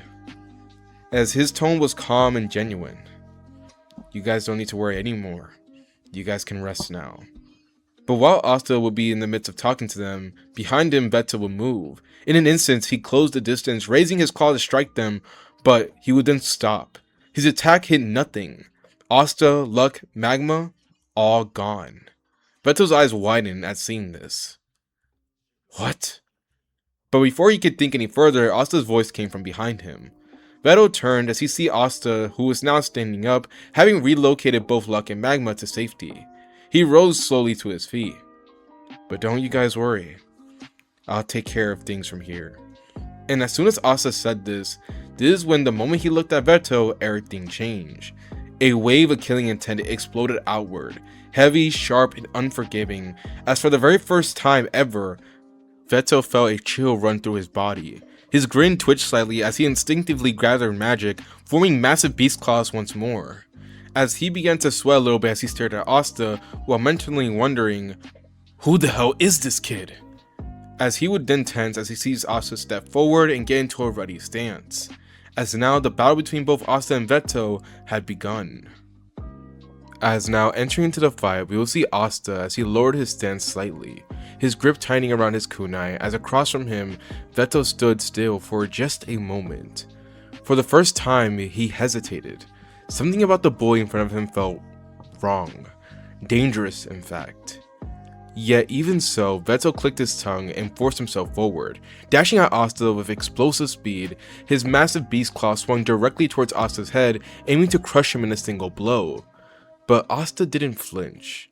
At the last possible moment, he stepped to the side effortlessly. Then all you could hear is a loud snap that would echo throughout the entirety of the temple. Veto froze, not registering clearly what happened, until slowly he turned his head towards his arm, the one he had just used to attack Asta. It was twisted, broken, completely mangled. His eyes widened as pain surged through his body, but before he could even scream, Asta was already there. As he would drive a punch directly into Veto's chin, snapping his head back and launching him across the area. His body slammed into the temple's walls, cracking it on impact. Debris fell around him as Veto coughed violently, as he forced himself back up, glaring forward. You damn brat! If you think this is enough to... But unfortunately for Veto, his words were cut short. Blood spilled from his mouth as, before he could even register what happened, Asta had stood in front of him. As before Veto could even register, Asta had drove a kunai deep into Veto's abdomen, causing his eyes to widen. But unfortunately, Asta didn't answer him. He had already moved back, jumping back as far as he could, leaving the kunai lodged in place. And for a brief moment, silence would then fill the air as Veto tries to register what was going on, until suddenly a faint sizzling sound begins to pick up. Veto frowned at the sound, not sure exactly where it's coming from or what it is, but before he could even think about questioning it, this is when an explosion would then swallow him whole. A violent blast erupted, tearing through the area and sending debris flying in every direction. Smoke and dust filled the battlefield as a shockwave echoed throughout the temple, while Asta stood at a distance, watching, waiting. His expression remained cold, unmoving as seconds passed. Then, something shifted. A pressure that was heavy and violent, far greater than before, began to fill the area, fill the entire temple. As Asta's eyes narrowed slightly as the smoke began to clear, as from within it, Veto stepped forward. His body had been heavily damaged, burned, torn, yet it was regenerating rapidly. And then a third eye slowly opened on his forehead. Asta's gaze sharpened, as this is when Veto's grin then returned, far more twisted than before. I'm done playing. I'll show you true despair, as his magic surged violently as he formed two massive beast claws, and then he disappeared. Asta's eyes widened slightly as before he could even react, Veto was already in front of him. The claws had pierced forward straight through Asta's body, and for a moment, silence would fill the area, as this is when suddenly, a log would then fall to the ground. Veto would blink at the sight. What? It was a substitution. But before he could react, a fist then slammed into his face, snapping his head to the side, as Asta had once again decided to go on the offense, as he followed up immediately, grabbing Veto's head and pulling it downward while driving both his knees into his stomach. The impact pushed Veto back slightly before Asta would then flip away, creating distance. Yet Veto growled as he recovered instantly, then rushed again. And Asta in response drew two kunai from his grimoire and then rushed at him as well, as the two would then collide again and again and again, as each instance of them clashing sent shockwaves throughout the temple, as Asta used chakra to enhance his strength and used anti-magic to counter Veto's attacks, as neither of them backed down, neither of them slowed, until the ground beneath them shattered, as Asta would then lose his footing as he ends up cursing mentally. Dang it! as he was sent flying and crashing hard into a distant wall as the impact echoed loudly. Dust filled the air as Vetto stood still for a moment, and then he laughed. He began to laugh maniacally like a typical evil anime villain as he is, as he continues laughing at the silence, thinking that Asta was finally done for. Until, suddenly, a sound would then be heard. A faint spinning sound, almost that of a drill, or something similar to it. Vetto's laughter stopped. What now? As soon, the dust around him began to disperse as he was being pushed away by an unseen force. As when the air cleared, this is where we will then see Asta as he stood there, head lowered, breathing steady, but in his hand it would be a sphere, a swirling blue mass of condensed energy as it spun violently, distorting the air around it. Vetto frowned. Every last one of his beast-like instincts were all screaming at him, telling him to run away and to avoid it. But the main part of his brain, the much more irrational side of him, was just telling him to screw all of that and just to attack Asta while he had the chance. And so, he proceeded to do exactly that. As with a mighty roar, he charged again. Both beast claws expanded to their maximum size, and this time, to end it, Asta stepped forward. The two closed the distance instantly as the claws met the spinning sphere, and for a brief moment, they resisted it, until suddenly, they shattered. Vetto's eyes widened in shock as the blue sphere tore through his defenses like they didn't exist. His two massive beast claws were completely shattered and torn apart like paper, as before he could react any further, Asta had finally drove it in, announcing the name of his attack, Rasengan. The attack slammed into Vetto's stomach, and the force erupted instantly. Vetto's body was launched backwards, crashing through multiple layers of the temple's walls before being consumed by a massive explosion. The entire temple shook, or what remained of the temple at least, as silence would then follow. As for a few moments, no sound would be heard other than the sound of debris. As everyone waited in bated breath, as everyone stood frozen. Those that were watching it, those that were inside the temple and were now arriving onto the scene, and basically just everyone that was there to witness the event. As by the time the dust settles slowly, we will see Asta as he remains standing, although barely. His body trembled slightly as the last of his energy faded, but his expression was, as always, calm, relieved in fact, as finally, after a very long battle, it was finally over. Vetto had been defeated. So, continuing from where we last left off, we will now turn to after the battle at the Seabed Temple. Now, by this point now, the battle at the temple had quieted, as what was once a battlefield was now filled with music, laughter, and celebration. As the people of the temple moved freely again, their earlier tension replaced with relief and gratitude. The Black Bulls, loud as ever, fit right in with the chaos, eating, drinking, and celebrating their recent victory. But Asta wasn't there. Instead, he stood alone, back at a place where the fight had ended. The broken stones, the cracked walls, the lingering marks of destruction, even now traces of the battle remained, etched into surroundings like a memory that refused to fade. Asta exhaled slowly, staring at the ground, while inside his mind, we would hear Libe's sharp voice echoing. And when were you able to pull that off? Libe would question this with a strangely curious edge, while Asta scratched the back of his head slightly. That was my first time actually pulling it off. He would reply mentally, as silence would then enter for a brief moment until Libe would then shout, "You what?" Libe's voice exploded inside his head as he couldn't believe what he was hearing. So you're telling me you bet our lives on something you hadn't even mastered? Are you insane? Asta winced slightly. I mean, it worked, didn't it? That's not the point! Asta shrugged lightly as a small grin formed on his face. Relax. I mean, I figured it out and we won in the end. You figured? Libe sounded like he was about to explode. That's not how a life or death situation is supposed to go! Asta chuckled quietly under his breath for a brief moment as the tension eased.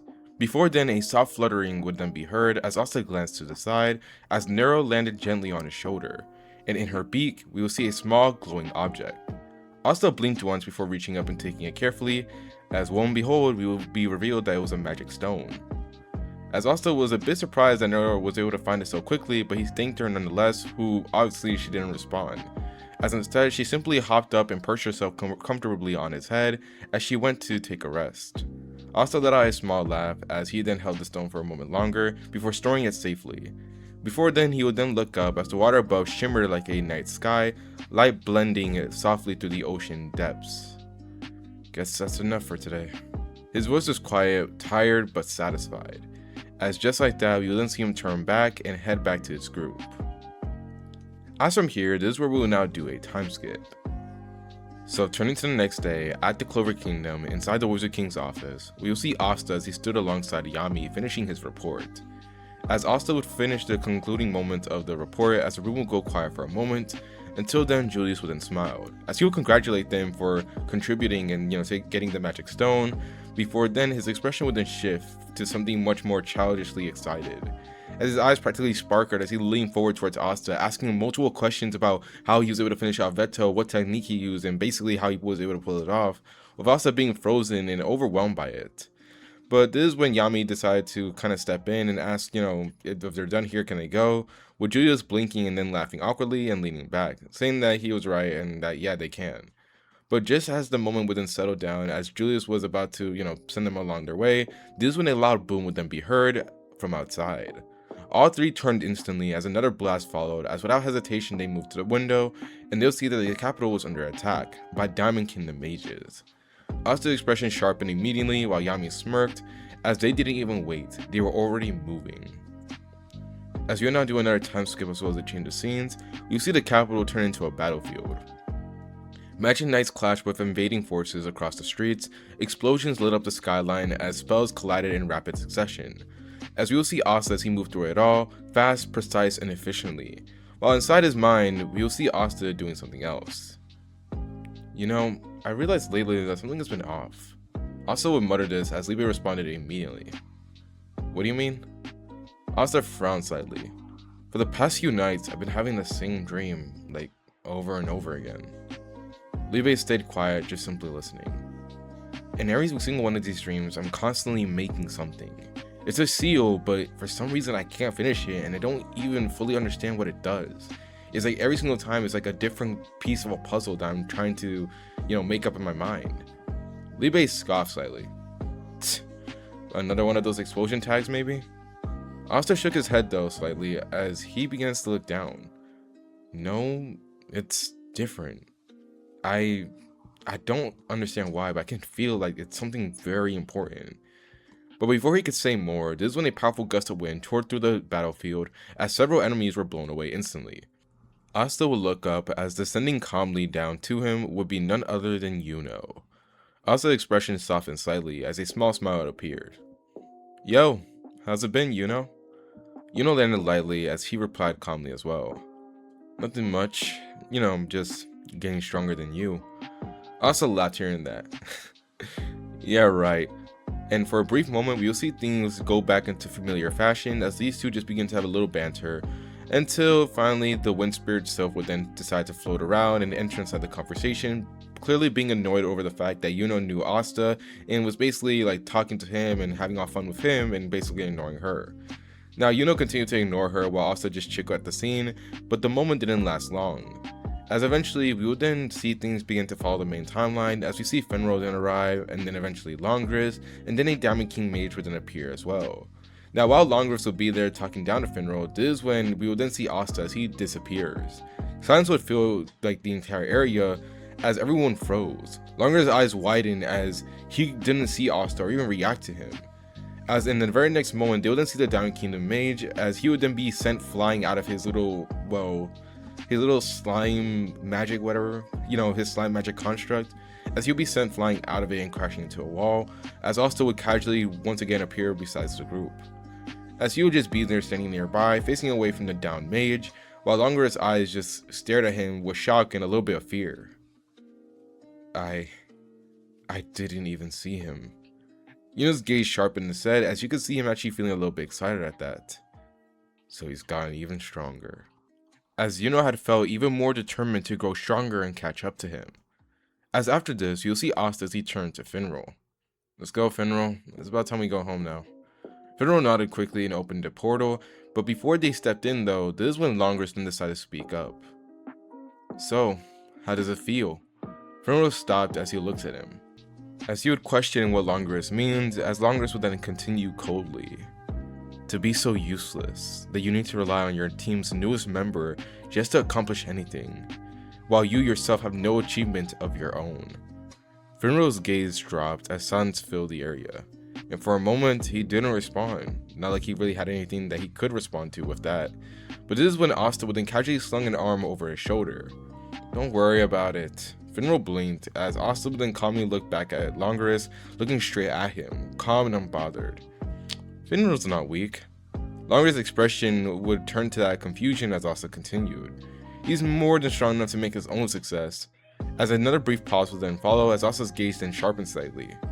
"In fact, I say he's 100% stronger than you." Silence would fill the area as Longoris' eyes widened slightly, but then narrowed in anger as Finral froze.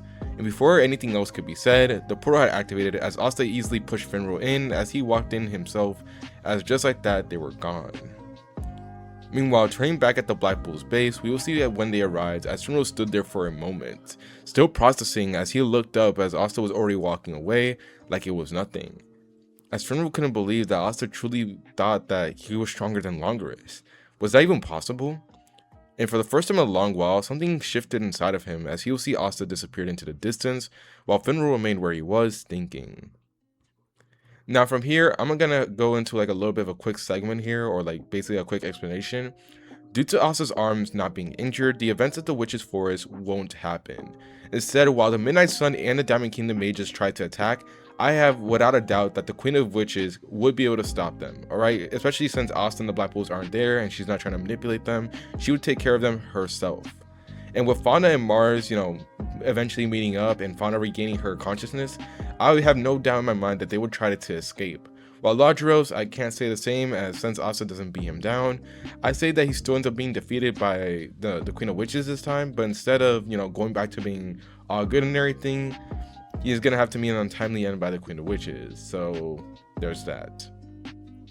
But besides that, the events of the Witch's Forest does not happen, as from here, this is where we will now do another time skip as well as a change of scenes. So turning to when nighttime had settled over the Black Bull's base, we will see a fire crackled at the center of the clearing as its warm glow lighting up the familiar chaos of the squad. Laughter that echoed through the trees as drinks were passed around freely and voices overlapped in a usual loud, unfiltered way. As you see currently right now, they were celebrating. The recent success at the Seabed Temple had earned them another star, so due to that we will see them just cheering and celebrating over the fact that they've been accomplishing so much. Luck was as energetic as ever, Magma was loudly retelling the parts of the battle with exaggerated pride, and Vanessa was lounging around comfortably with a drink in her hand. And the rest of the squad just filled the space with their usual presence, just enjoying themselves. And for once, things felt light, while off to the side we will see Asta as he sat quietly watching the fire, listening but not saying too much. As after a moment we will see him push himself up to his feet as a subtle movement went unnoticed by most, except for one person. "Where are you going, brat?" Yami asked, his voice cutting through the noise without effort. Asta paused slightly as he turned to him, meeting his captain's gaze. "I got some stuff to do," he replied calmly, with Yami staring at him for a few seconds, silent, just reading him, before then just turning his head to the side. "Alright then, do whatever you want." Yami would say this before taking another drag from his cigarette, while Asta smiled faintly. "Thanks." Asta would then glance back at the rest of the group before telling them to enjoy themselves and have a good night. And just like that, he would then turn and walk away from the fire and into the forest, with the light fading behind him with each step. Meanwhile, back at the clearing, we will see the silence slowly replace the noise. One by one, the squad's attention had shifted towards the direction of Asta. As no one said anything at first, with the fire just crackling, drinks were raised, but the mood had changed.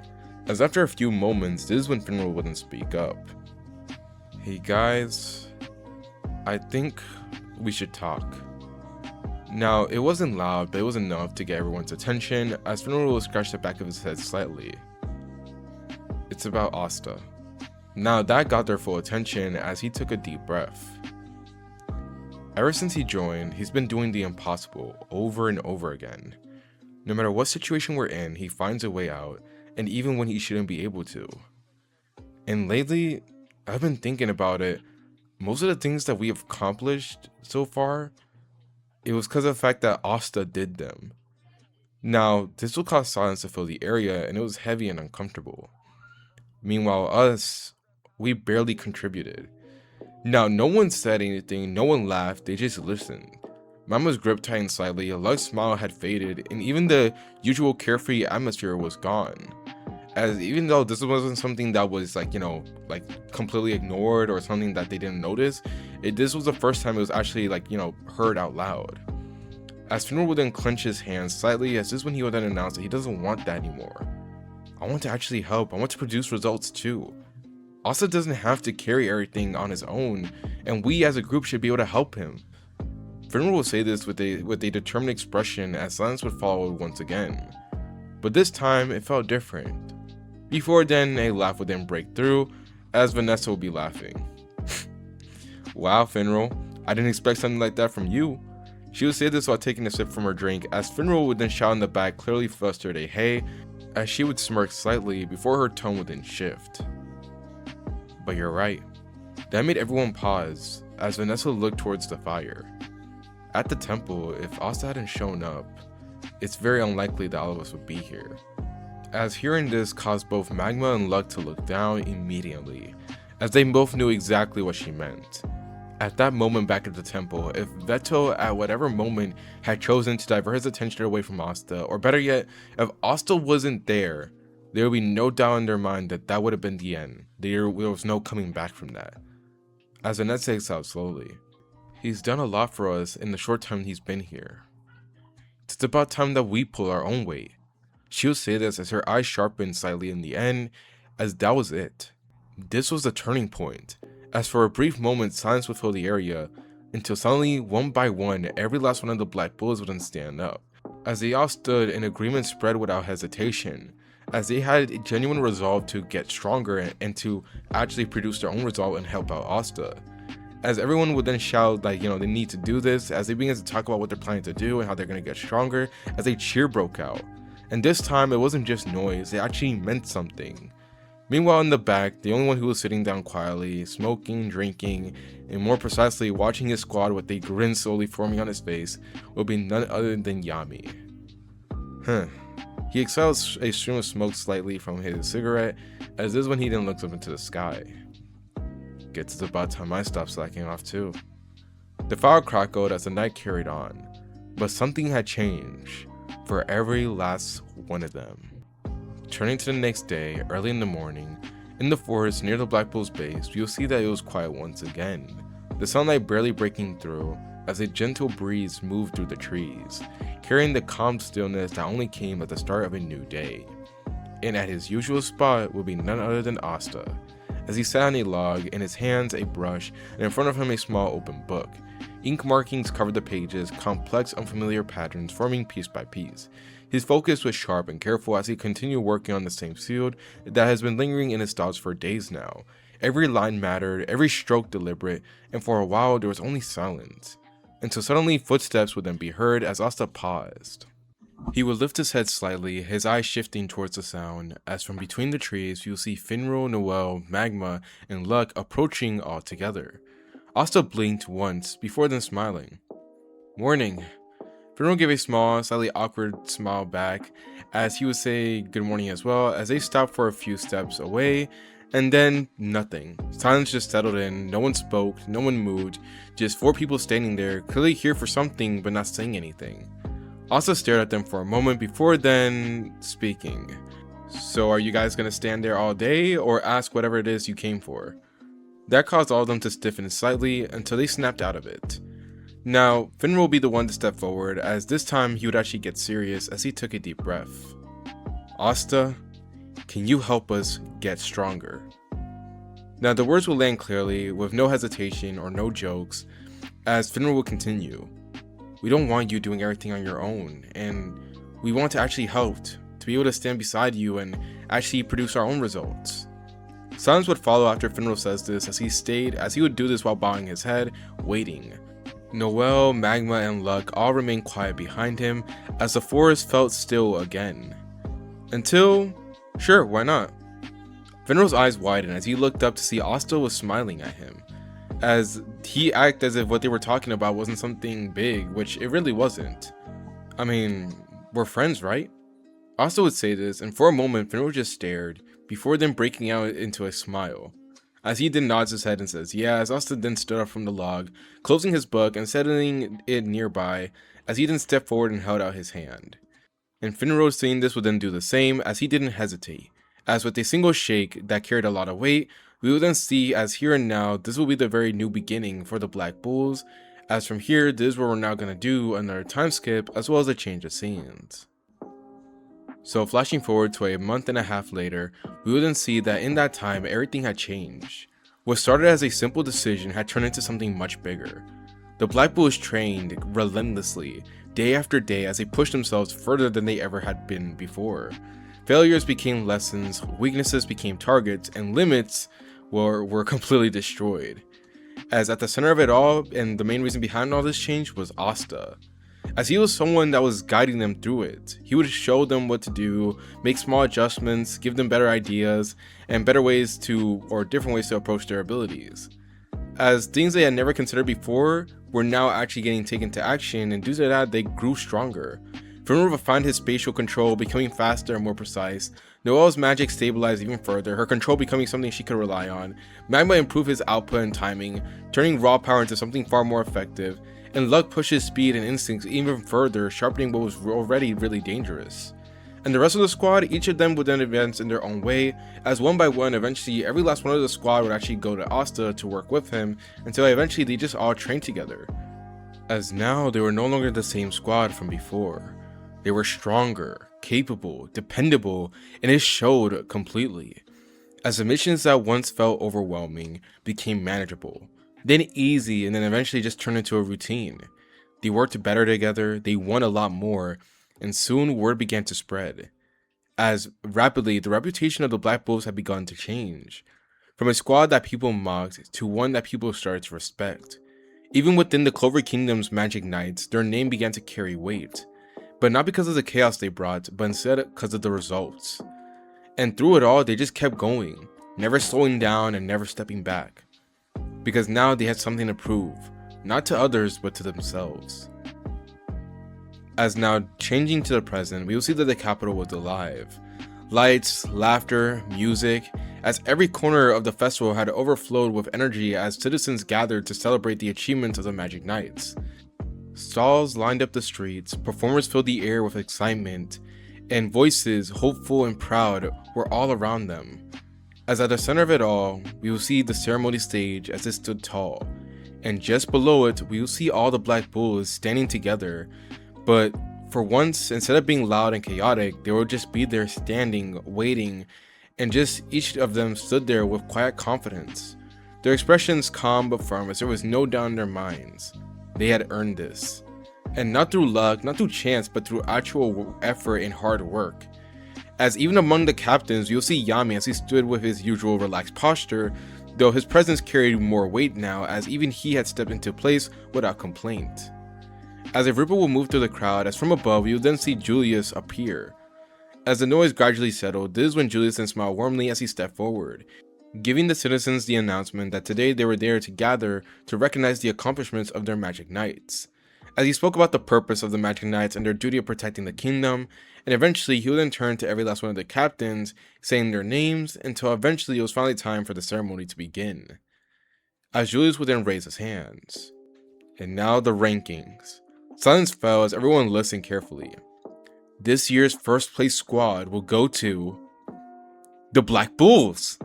For a moment the world froze as shock rippled through the crowd before murmurs then exploded in every direction. Some stunned, some in disbelief, but others were smiling. Like I said, the Black Bulls' reputation had changed over this time, and due to that, many people already understand what they have done, what they had seen. As the missions, the results, the change, they knew that it wasn't a mistake. This was something that was earned. And the Black Bulls, they cheered. They actually cheered and celebrated this, considering the fact they truly felt as if they deserved this. But Julius wasn't done though, as he begins to talk about one particular member who has stood out and has accomplished the most out of all of them. And that was enough for the Black Bulls to already understand where this was going, as they all turned to the one person who actually kind of tipped the scales for this change. This being none other than Asta. As Yami would call out Asta's name, telling him to come up here, this is where we will then see Asta, as in the next instance he disappears in a flash of black and red. As in the very next instance, he would then appear right beside the Wizard King, causing gasps to then fill the crowd as they look at him with amazement. As from here, this is where we will then see things continue to play out from the main timeline, as Julius continues by saying that in second place the Golden Dawn would then appear, and then after that the rest of the rankings are pretty much the same. As soon Yuna would actually stand there besides Asta, as for the first time they now stood together at the top, as the kingdom's brightest rising stars, as the crowd saw it and felt it. As soon after this, we will then see the ceremony then come to pass, as afterwards this is where we will then see the king of the Clover Kingdom then step forward, his voice loud and self-assured as he began to speak, declaring and announcing the formation of the Royal Magic Knights, an elite force with their mission being to strike directly at the eye of the Midnight Sun. As this caused everyone to cheer even more, as they were excited to see that the group was going to reach their downfall, as the king would then give the announcement that was clear, saying that that the Magic Knights had 1 month to prepare themselves. As without any hesitation, the Black Bulls were already leaving. Not because of the fact they didn't want to celebrate or anything like that, but it's just the fact they got work to do, and more importantly, they would much rather enjoy themselves at the base. As every last one of them would leave without hesitation, including Yami. As this is where we will then see every last one of the Black Bulls as they then portal away, leaving behind the ceremony as they now prepare for the battle that's ahead of them. So continuing from where we last left off, we will now enter into the beginning of the Royal Magic Knights entrance exams. As the selection grounds stood vast and open as Magic Knights from across the kingdom gathered, filling the area with powerful mana signatures and quiet tension. The air buzzed with anticipation as the captains observed from above, watching carefully, as after all this was no ordinary event.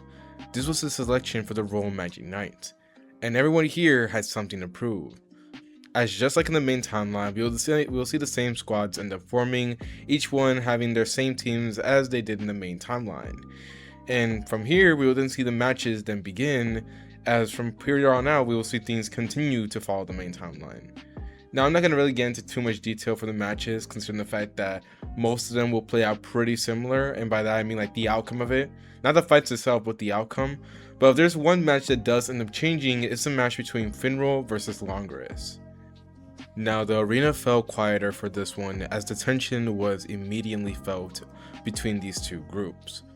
Finral stood across from Longoris, a few distances away, as the air between them felt heavy.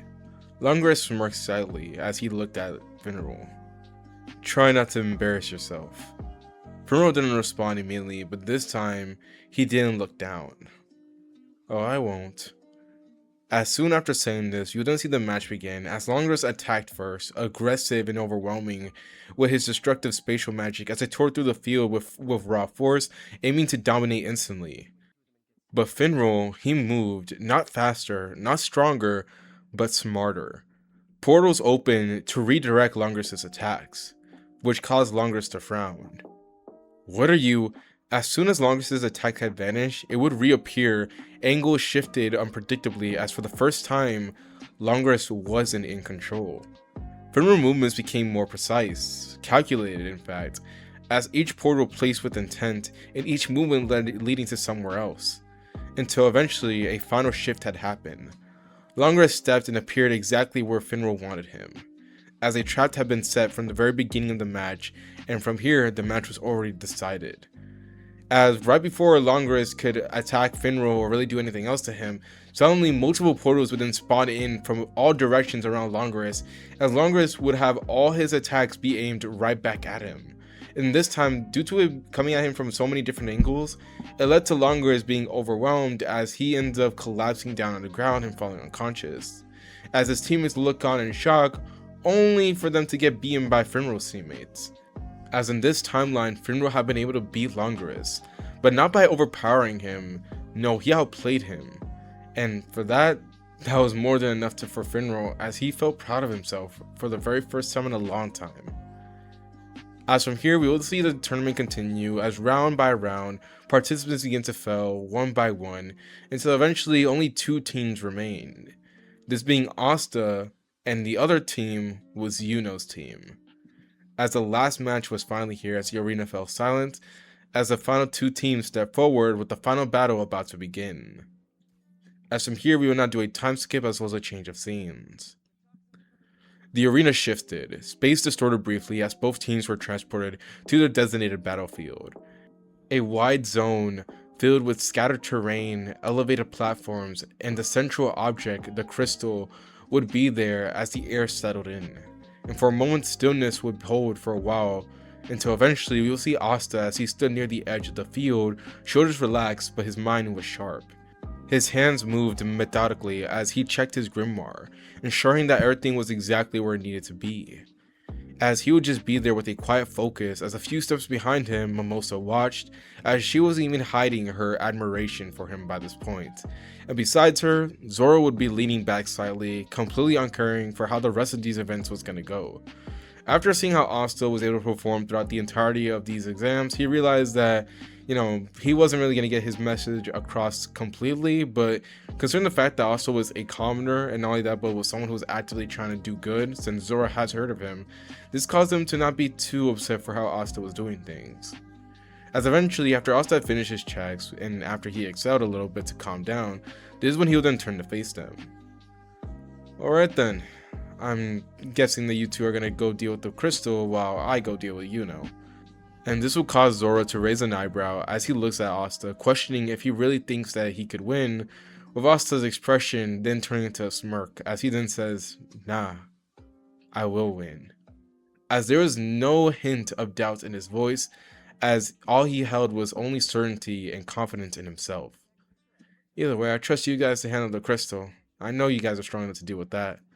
And this caused Mimosa to freeze for a second before her face would turn a bright red as she immediately cheered, saying that yes she can, while Zoro just clicked his tongue and turned away slightly, as Asta would then smirk faintly before then vanishing, as he would vanish in a burst of black and red energy in a flicker.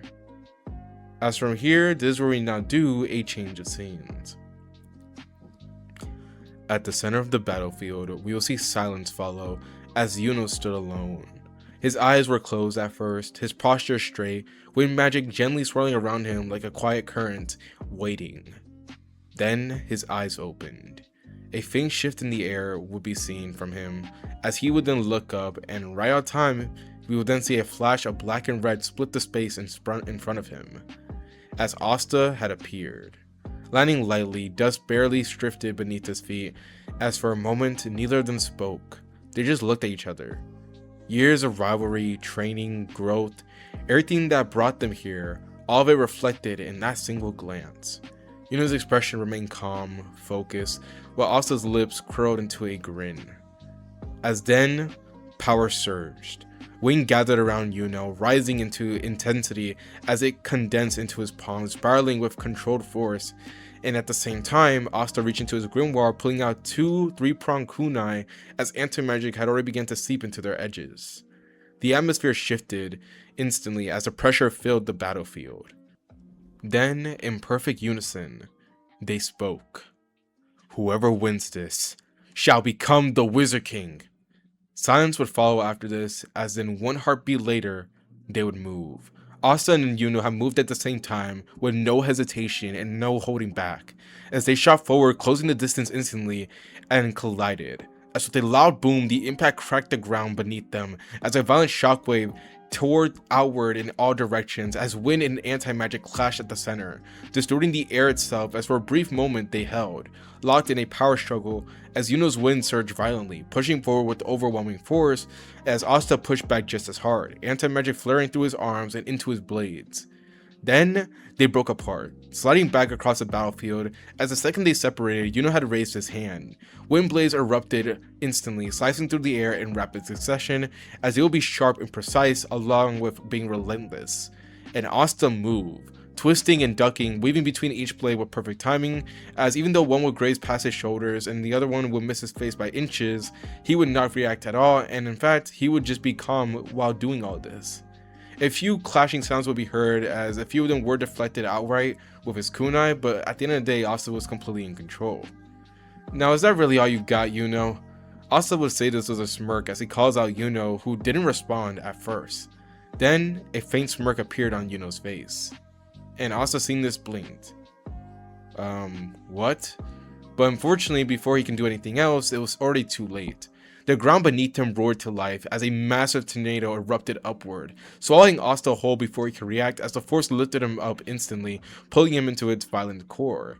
The tornado expanded rapidly as Yuno poured more magic into it as the wind intensified. And that was not the only thing, as stone and debris then begins to join in as chunks of the battlefield were ripped apart and dragged into the storm, turning it into a grinding, destructive vortex. And at the center of it all, Asta was completely engulfed. Yuno lowered his hand slightly, breathing steadily but heavy as he maintained the spell. That should stop him for now. But as he says this though, he would then stop, as inside the tornado, something would then flicker, as a black and red energy seems to be flashing from within the tornado. As before Yuno could react, the energy grew stronger and more violent until eventually a loud boom would then be heard as the tornado exploded outward, shattering instantly as the wind scattered in every direction as the entire spell collapsed. As from within it, Asta emerged, clothes slightly torn, but his body unharmed, as anti-magic still crackled faintly around him with Yuno's eyes widening. How? Asta, seeing this, would just roll his shoulders slightly before smirking at him. You're not the only one with tricks, you know that, right? He would reply this casually before suddenly he would then vanish. Yuno's eyes widened further as Asta moved too fast for him to react, as Asta would then soon appear directly in front of him. As with no warning and no build-up, in his palm we would then see a swirling sphere of energy, dense, violent, and stable, as Asta would utter the name Rasengan. Yuno reacted instantly, raising his arm as a wind barrier formed around him, as it was layered, compressed, and defensive, but that didn't stop Asta, as the Rasengan slammed into the barrier and for a moment it held. Then it broke. The force didn't just shatter the barrier, it went right through it and straight into Yuno. After the loud boom, the impact launched him across the battlefield, his body tearing through the air before crashing violently into a distant mountain as the entire structure cracked on the impact. Smoke rose as silence followed, with Asta standing still just watching, waiting. Then, wind exploded outward, as green energy erupted from the rubble, tearing through the smoke as the pressure spiked dramatically. Asta raised his arm slightly to shield his face, as from within the chaos, Yuno rose, but now he had entered into Spirit Dive. His body was cloaked in the wind spirit magic, as the power was radiating off of him in waves, and his expression was calm and focused, as Asta would look on in amazement and with a smirk until suddenly, without a word, Yuno would then raise his arm. And then he would fire a massive tornado blast that tore across the battlefield and engulfed Asta instantly. The wind was razor sharp, cutting into him as it consumed everything in its path. The terrain reduced to nothing, as when it ended, the only thing that remained still would be Asta, as he would still be standing, but he was now heavily injured, as Yuno smirked slightly. Is that all you got, Asta? And Asta, hearing this, would then pause, before then chuckling as he would then look up, his determined gaze locking onto Yuno with a grin on his face. Not even close. As then erupted. Black and red energy exploded from his body and surged outwardly violently. The air warped as mana in the surrounding area began to destabilize before then vanishing. Yuno's eyes widened. His magic was being suppressed and devoured by this, as Asta stood at the center of it all, as he had entered into his Devil Union mode, as it cloaked him in black and crimson energy, as power radiated off of him in overwhelming waves. Silence fell for a brief moment before Asta tilted his head slightly. You ready to end this? And Yuno steadied himself before then pulling in everything he had left. Bring it on. Wind gathered, condensed, and compressed into a single point in his palm, as a massive spirit storm then formed, wild and violent, and packing everything that Yuno had. As he would fire it, the storm would roar towards Asta, tearing through the battlefield with devastating force, while Asta didn't move back. He didn't dodge. Instead, he stepped forward to meet this challenge, as two Rasengans formed in his hand, but this time, they were different. Infused with anti-magic, they became dark and violent as the black and red energy began to eclipse the blue. As then, he charged directly straight into the storm. As in a cinematic moment, we wouldn't see the wind and the anti-magic collide violently as Asta pushed forward, carving through the attack itself as the storm resisted but it couldn't hold, as Asta had been able to pierce right through it as Yuno's eyes widened completely, as by this point it was already too late. Asta was already there as both of the Rasengan slammed directly into Yuno as there was a loud boom. The impact detonated instantly. A massive explosion of black and red energy engulfed everything, wiping out the remaining wind magic and tearing through the battlefield. Silence would follow soon after as the energy slowly dissipated. Smoke cleared and standing at the center would be Asta, breathing steadily and calmly, and at his feet would be none other than Yuno, who's now unconscious and defeated. But yet, despite it all, you'll see Asta as he looked down at him, before then smiling. Looks like I win this time, Yuno. In the distance, the announcement would then be echoed that the match was over, and the victory went to Asta's team as Zora and Mimosa had been able to actually be able to get past Noelle, and was able to shatter the team's crystal. As the battlefield fell quiet, the results spoke louder than anything else as everyone could do nothing more but look on and applaud at what an amazing match it was. As from here, we will now do a time skip and a change of scenes. So weeks passed after the Royal Magic Night exam, and for once, things were calm. No urgent missions, no immediate threats, just time to rest, time to breathe, and time to wait for what came next. As turning to the present, we will enter into the Black Bulls base as you'll see that it was unusually peaceful. The squad gathered in the main area, scattered around the table, enjoying a rare moment of quiet as they ate lunch together. Laughter, small arguments, normalcy just filled the air, until suddenly another loud boom would then be heard as the front door exploded outwardly. Wood splintered as the dust filled the air, as everyone froze as standing at the entrance would be none other than Leona. Her presence alone filled the room with overwhelming heat and pressure as her sharp eyes scanned the area. Alright, where's Yam? But before she could even begin, she will be stopped, as a blade rested against her neck and silence dropped immediately. As standing behind her will be none other than Yami, as he had snuck up behind her unnoticed and unfelt. His katana will be held steady and his expression will be cold and serious, as he took a slow drag from his cigar and exhaled slowly before then speaking. Next time, you knock and you wait to be let in. He would say calmly as a brief pause would then follow as the air grew heavier. Otherwise, we're going to have a problem. His grip didn't change, and for a moment even Leona didn't move. Then, a grin spread across her face that was wide and excited as her mana flared instinctively, flames licking around her body as her battle instincts surged forward, demanding to fight him.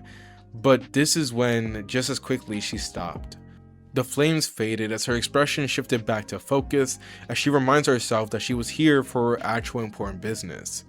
She shrugged slightly, completely unfazed despite the blade at her throat, as she spoke.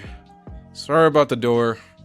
The apology was blunt and casual, as Yami didn't move, but after a second he lowered the blade as the tension eased. Leona rolled her shoulder before then turning towards the rest of the squad. I've got some business here, so I'm just gonna say it up front. For the ones who took the exams, everyone leaned in slightly waiting for her response as she paused. You all passed. Silence fell before the room then erupted into cheers and excitement and relief. Magma shouted loudly, pumping his fist, Lug grinned wildly, Finral slumped in visible relief, and Noelle just smiled softly, as they had done it. As after this, you will then see Leona as she turned to leave, as she then tells them that whoever had passed to get ready, as she'll be waiting for them outside. But right as she reached the doorway, or what remained of it at least, this is when then a hand then landed on her shoulder. She stopped and slowly turned. Flames ignited again, stronger this time as her grin returned instantly, thinking that she was gonna get a fight after all, only to then be disappointed. You know you're paying for that, right? Yami stared at her with a blank expression as he gestured slightly towards the destroyed entrance as silence then followed. Leona stared at him, her flames died down as her expression flattened. You're kidding? I'm not. Fine.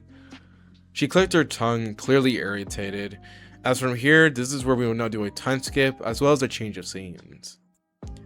So from this point now, we will then see the Royal Magic Knights as they had assembled. As one by one, they were chosen, as under Mereoleona's command, there was no room for hesitation, no room for tolerance, for weakness, as the mission was simple in words, but absolute in execution. They were going to invade the Eye of the Midnight Sun's base, and they were going to completely overwhelm and destroy them. And the most important thing, secure the magic stones before the enemy could. The squads were divided just as they had been in the main timeline, as each team had been assigned a role, as each member expected to perform, as there was no second chances for this one. As after this, they would then move as the enemy base was then stormed without delay. Explosions echoed through the structure as magic clashed violently in every corridor. Battles broke out across every level as the Royal Magic Knights pushed forward relentlessly, crushing resistance and advancing deeper into enemy territory, and through it all, we will then see the Black Bulls that passed press ahead, unstoppable and unyielding. Then eventually, we will now get to the point in the main timeline where they will then encounter him, Raya, the third member, as a clash had began, but this time, it didn't last.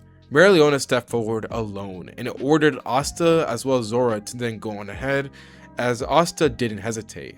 As in fact, he felt fully confident that Mereoleona could do this by herself, so he decided to move and leave her behind, as it was Mereoleona after all. She did not need help. As after this, we would then see them as they advanced deeper. Every enemy that stood in their path, they fell just as quickly and efficiently, and without slowing down, they would then reach it. A massive open area within the base, as the space was wide and empty. Too empty. As turning to both Asta and Zora, we would then see them step forward cautiously as their eyes scanned the area. There was no movement and no sound, just stillness. Then, a flash. Light tore through the space as a lethal beam shot directly towards them. Zora didn't even have time to react. But fortunately, Asta moved instantly. His anti-magic kunai rose and intercepted the attack perfectly. The impact rang sharply through the area as Zora froze, a bead of sweat rolling down his face as that was close. Too close. Asta didn't speak and he didn't even move as his eyes were already locked forward, as he had already focused in exactly on the person who was trying to attack them. As floating a short distance ahead, a figure descended slowly. Light gathered around him, dense, heavy, and violent, as Licht had made his appearance known. But this time, something was different. His expression wasn't calm, it wasn't composed, it was twisted and livid. As we will now turn to Licht. Failure. Again and again and again. Every plan intercepted. Every step ruined. The magic stones had slipped from his grasp every single time. His enemies had grown stronger. And worst of all, he has failed in his attempt to kill the Wizard King. Because of interference and because of them. Because of Asta and the Black Bulls. As they had been the ones who had constantly stood in his way. Over and over again. And what remained now was no longer patience, no longer purpose, only rage and madness. As Licht's golden eyes locked onto Asta, as it would show cold and furious anger within them, as he spoke. You, Black Bulls, have been nothing more than a curse in my path. Light gathered into his hands, condensed and forming a spear that was sharp and brilliant, as well as deadly, as he continued. And when I'm done with you, I'll slaughter every last one of you. As he would then move, as in a flash of light that was instant and unavoidable, he would then shoot the spear forward, thrusting it directly towards Asta. But then, a shift, or more like a flicker of distortion, would then happen, as Asta was gone. Licht's eyes widened slightly as the spear pierced through nothing but air, as he stopped. As slowly he would then turn his head to see that behind him Asta stood several meters away, still just silently watching him, and at his feet would be one of his anti-magic kunai that rested on the ground. And attached to its hilt, we would see a seal, a strange, unfamiliar one that was unseen by Licht. But presently, it was working. Lick's expression tightened. What? For the first time, confusion slipped through, and Asta didn't explain, he didn't elaborate. In fact, he felt no necessity to continue on this farce any longer, as instead, he turned his focus onto Zora. Hey Zora, I'm gonna need you to leave. Now Zora hearing this frowned and hesitated. His instincts told him that he should stay put, as he was fearful for his life, as he felt as if he was gonna get skewered at any moment by Licht. But as he looked at Asta, and more precisely his expression, he understood that Asta wasn't planning to let anything happen to him. As he sighed before then just clicking his tongue and turned around. Fine. Just don't die, brat. As after that he would then leave, fast and without looking back. Silence returned as now only two had remained, Asta and Licht, as they'll be facing each other now with no distractions and no interruptions. And inside, Asta's voice was calm. Libe. A pause would follow as Libe would then respond. Yeah, I know. Get ready. About time. On the outside, power rose. Light flared violently around Licht as his mana surged uncontrollable with anger. And at the same time, black and red energy began to seep from Asta as anti-magic distorted the space around him. The ground beneath them cracked as the air grew heavy and unstable. As this wasn't a clash anymore, it was a conclusion. This was their final fight, and they were about to begin. As from here, we will see them move, as at the same time, Asta and Licht shot forward and collided with a loud clang. Anti-magic and light clashed directly towards each other and sent violent shockwaves throughout the entire room. The ground cracked beneath them as their weapons locked on for a brief moment. Then they broke apart, and what followed was relentless crashing, as they had clashed again and again and again. Flashes of light and streaks of black and red tore across the battlefield as both of them moved at extreme speeds, colliding mid-air, rebounding off the walls, and reappearing in different positions in rapid succession. But there was a difference, as Licht's movements were unstable, less refined, and driven by anger, by frustration, and by desperation. Meanwhile, Asta had remained calm. Every movement was precise, every strike was calculated, and every step was intentional. As with another clash and another loud boom, they separated. Asta landed smoothly on the ground, balanced and unshaken, while Licht staggered backwards into the air, breathing heavily now as his control was slipping further. Silence followed as suddenly Asta spoke. You know, I should thank you. He flipped through his grimoire casually as Licht's eyes twitched as Asta stopped on a page and looked up. If I hadn't fought you that first time, I wouldn't have realized it. As Asta would pause as Licht had enough of this, as light erupted around him, as dozens of hundreds of light spears had formed instantly, filling the entire room as each one pointed directly at Asta and hummed with lethal intent. I had enough of your nonsense. Licht snapped, but Asta didn't move. He didn't flinch. Instead, he reached into his grimoire and pulled out several kunais. Then, he threw them, one after another, as they scattered across the entire battlefield, embedding themselves into the walls, the ground, the pillars, spreading throughout the entire room. Licht frowned, as he was confused and irritated. What are you? But Asta continued.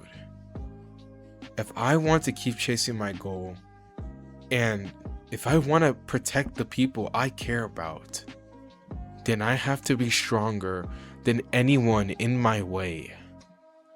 As he would pause, as suddenly, we will see him erupt with black and red energy exploding outwardly from his body, flooding the entire room as the sheer density of anti-magic distorted everything around him, and the light spears vanished, neutralized instantly. Licht's eyes widened as for the first time ever, he felt fear, as Asta stood in the center of it all as he had entered into his Devil Union mode, as black and crimson energy cloaked at him as his red eyes locked onto Licht with overwhelming intensity. So I made a way to fight with everything I got. And this time, You won't be able to keep up with me anymore. His voice dropped as Lick's body reacted on instinct. He began to gather mana desperately, but in a flash, Asta disappeared. Lick's eyes widened as it was already too late. Pain exploded through his shoulder as a deep slash tore across it. As he staggered, shaking as he turned as Asta stood behind him. His back turned as he would silently pick up the kunai that was at his feet. As Lick's eyes widen as he then mutters in his mind. Teleportation? But before he could process it, Asta vanished again. And then again, and then again, and then again, and then again, as he would continue flashing and striking over and over, as each movement was instant. Each reappeared tied to a scattered kunai, as each strike was precise, clean, and unavoidable. Lick's body began to break under the pressure as wounds stacked rapidly as he tried and failed to track Asta's movements. This is impossible. He tried to escape. Light energy surged through him as he accelerated, shooting towards the exit at blinding speed. As he was moving fast enough that he was so sure that he had gone away until... This is when his eyes caught something. A kunai that was moving right beside him. What? As in a flash of black and red, Asta would appear right there beside him. As he would have a Rasengan in hand, condensed and violent, as anti-magic swirled within it. And for the first time since his reincarnation, Lich realized something. He wasn't the fastest in the room any longer. As Asta spoke, Flying Raijin, level 2, Rasengan! As with a loud boom, the Rasengan slammed into Lick's side, detonating instantly as the force launched him across the room, his body crashing violently into the wall with enough power to shake the entire base. The shockwaves rippled outwardly and everyone felt it as silence followed. Dust filled the air and debris settled slowly. As when it cleared, we will see Lick as he laid there, broken, unconscious, and defeated. Asta would stand over him watching calmly as the battle was now over. Moments later, footsteps would then be heard as other magic knights began to arrive on the scene, and they froze as they actually saw the sight. As from here, this is when the confirmation would then spread rapidly. The leader of the Eye of the Midnight Sun had fallen. As from here, we will now do a time skip as well as a change of scenes. Following the fall of the Eye of the Midnight Sun, the aftermath sent ripples throughout the entire Clover Kingdom. The surviving members were captured and interrogated, and for the first time the truth began to surface. And at the center of it all was William Vengeance, or rather, the one who had been using him as a vessel, the reincarnated elf. As the revelation shocked the Magic Knights to their core, as a captain, one of their own had been harboring the enemy all along. And trust fractured as doubt began to spread, but yet despite the complications, they moved forward. Thanks to the actions taken before things could spiral further, the worst possible outcome had been avoided. The deeper calamity that once loomed over the Clover Kingdom had never came to pass, as balance barely was preserved. As from here, we will now turn to the present. The night was quiet as far from the capital and deep within the forest near the Black Bull's base, we will see Asta as he walked calmly along a familiar path. And perched on his shoulder will be none other than Nero. The two moved in silence until they reached a clearing, his training ground, and a place worn down by effort, discipline, and growth. Asta stopped and looked around before then smiling faintly. You know, it's been a while since we talked like this. Nero didn't respond, as instead she flew off his shoulder and landed a few feet ahead of him. Her back turned to him as silence followed, and Asta didn't press, and instead he simply watched her, calmly and patiently. Then, light then enveloped her completely, as in the next moment she transformed into her human form and stood there, still facing away from him as a few seconds passed. Then she spoke. Yeah. It has. And it looks like you kept your promise. Asta chuckled softly, leaning his head back slightly as he looked up at the sky. Of course I did. I mean, after all, we're friends, right? That made her turn, Her eyes widened slightly, and this would catch her off guard, as for a moment she just stared at him. Then slowly a faint smile formed, soft yet barely visible, as she muttered idiot under her breath. But there was no bite behind it, only warmth. As from here, we will now do a flashback. Night and silence fell on that same forest and in that same clearing, as we would actually turn back to that moment when Asta was interrogating the bird. Who are you really? Asta's voice had been calm and direct as his eyes locked onto the small bird in front of him.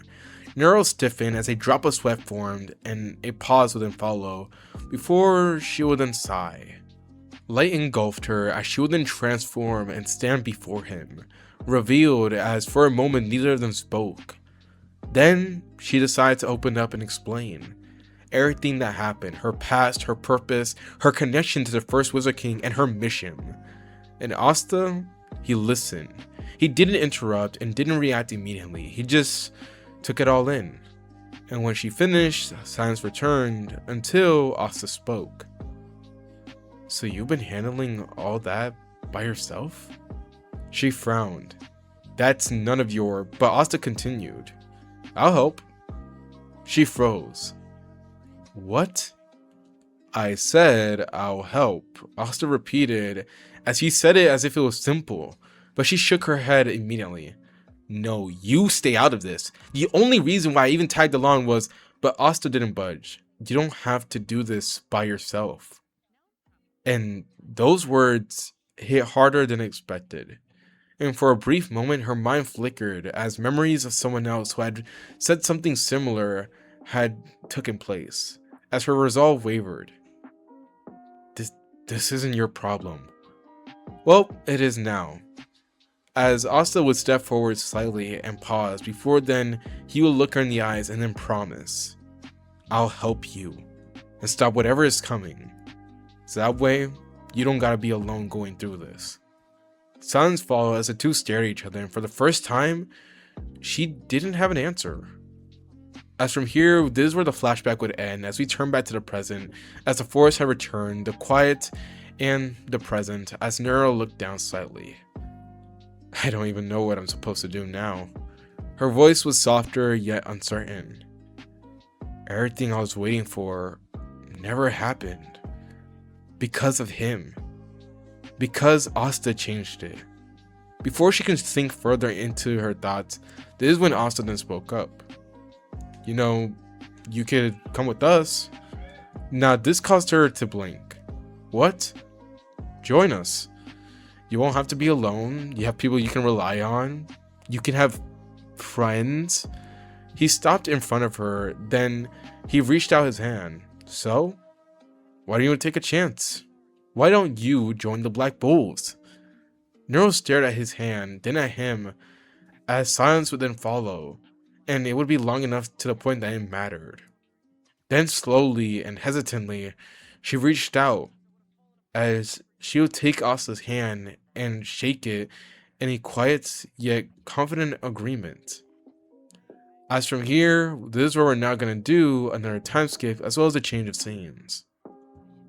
We now turn our attention to the Clover Kingdom, as the atmosphere inside the Wizard King's office was calm. Too calm. Sunlight filtered through the tall windows, casting long shadows across the polished floors as three figures stood within the room. And at the center would be Julius, and across from him would be Yami and Asta. For a brief moment, no one spoke. Then, Julius smiled, a genuine one. I can't thank you both enough. What you did during the raid, it changed everything. His eyes shifted towards Asta. You, for defeating the leader.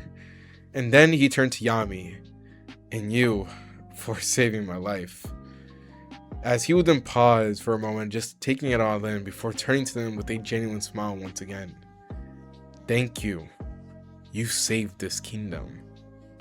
Now, Asta scratched the back of his head and let out a small laugh as he tries to comment saying that it was no big deal, while Yami just smoked lazily and just accepted the praise. You know, he was nonchalant like that, as Julius chuckled slightly before continuing.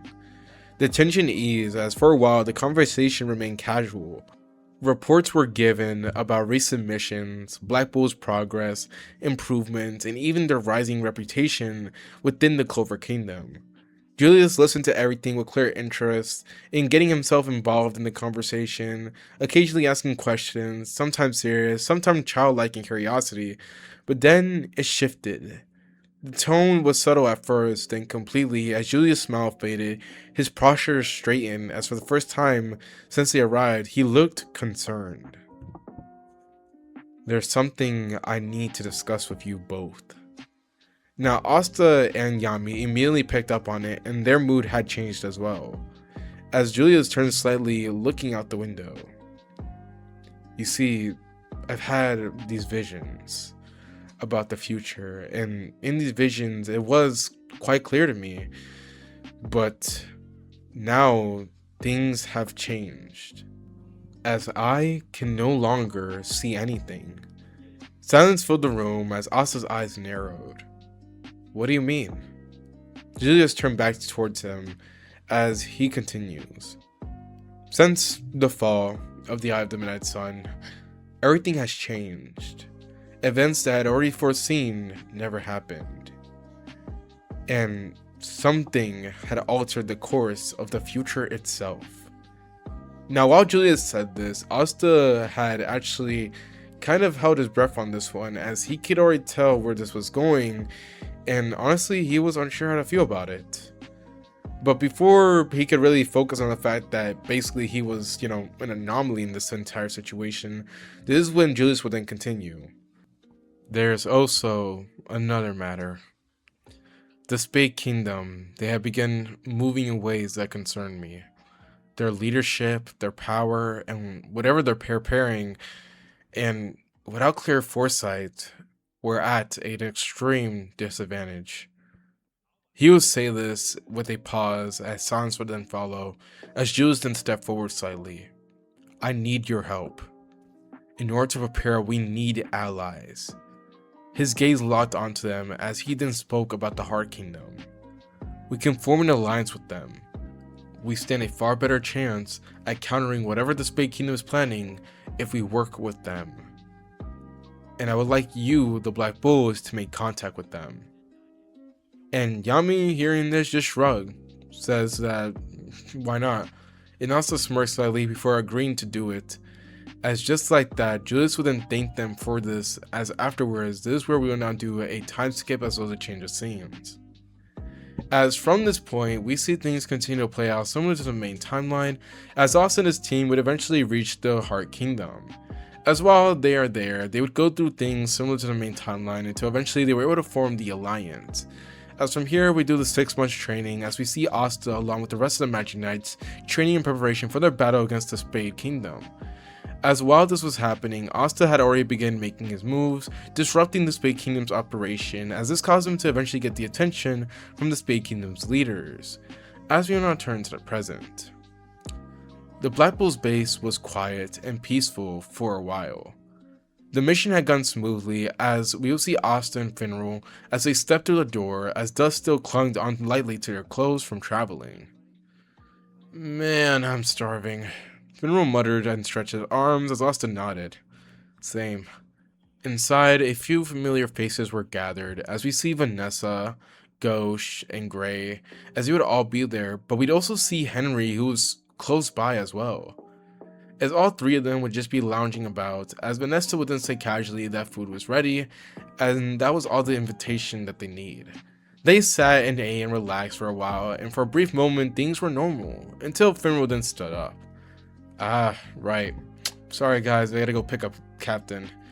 And Asta seeing this just waved slightly. "It was alright. You take care, man." As just like that, with a quick portal, Finral was gone, as the rest continued to eat until suddenly Henry would then speak up.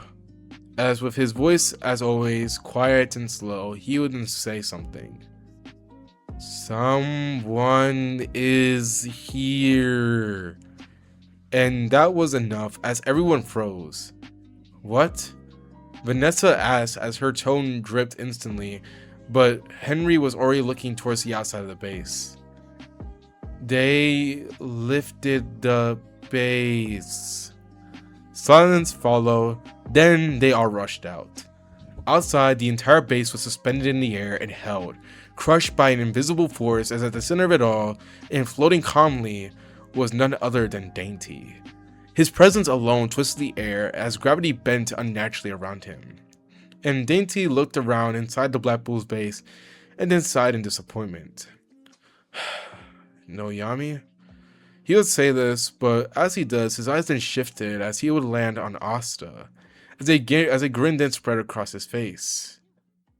Ah, but that doesn't mean I can't have fun with you. As at that moment, the Black Bulls would then moved, and he did too, as gravity slammed down hard. Vanessa, Ghosh, Gray, and even Henry all crushed onto the ground instantly and immobilized, as Dainty smirked. Pathetic. You all, but before he could say anything else, a loud crash would then be heard, as his sentence was never finished. A force unseen had slammed directly into his chest as his body shot backwards like a cannon, crashing violently into the ground below and tearing through the earth with a massive shockwave. The entire area trembled as Dainty staggered up as he looked around in a panic. What the? Pain, sharp and burning, would be felt as he looked down and froze, as a deep slash ran across his chest as black and red energy leaked from it, eating away at his magic. Who did this? Footsteps would then be heard, slow and measured, as Dainty looked up and saw him. Asta was standing right there, eyes cold and locked on him. And for a brief moment, Dainty felt it. Fear. But just as quickly it faded as it was replaced by excitement. You have surprised me, Dainty said as his body began to swell with demonic power as he goes into his 50% mode. But it won't happen again. Asta didn't blink. You're right. He pulled a kunai from his grimoire as blackened energy began to rise. It won't. As power erupted, as without even wasting a moment, he had entered into his Devil Union mode. Because this time, I'll finish you off properly. Silence would follow. Then they moved. Dainty rushed forward, but the moment they clashed, he would then be sent flying. No resistance, no struggle, just overwhelming force. What? As in mid-air, while he was still being sent flying, this is when a voice would then be heard. We're not done yet. As somehow, someway, Asta had appeared right beneath him, as Dainty would then swing, only to miss. As in a flash, Asta had vanished. Then, with a loud crash, a brutal kick slammed directly into Dainty as it sent him straight into the ground from above. The earth shattered as Dainty then coughed, barely recovering as Asta landed nearby. And that's when anger took over. You damn brat! 80% of his power exploded outwardly as gravity surged violently as Dainty unleashed a massive shockwave. The ground warped, the air twisted, but Asta stood unaffected. Dainty snarled and raised his hand as the environment itself began to collapse inward. Trees, rubble, stone, all hurled towards Asta, but Asta moved effortlessly, weaving, dodging, slipping through the distorted battlefield like it didn't exist. Die! Dainty roared as his hands rose higher. Magic condensed as then he would then utter the word, Gravity Singularity, as a massive black hole formed and shot forward as Asta was swallowed by it. And Dainty would witness this for a brief moment before then laughing. I knew it. You stood no chance! But then, within the black hole, a flicker of red began to show. As inside the singularity, this is when suddenly the black hole would then collapse. As with a loud boom, it would explode outward with anti-magic as the entire black hole was nullified as Asta stepped out, unharmed. The entire area distorted as magic itself was being erased, while Dainty's expression broke into that of despair.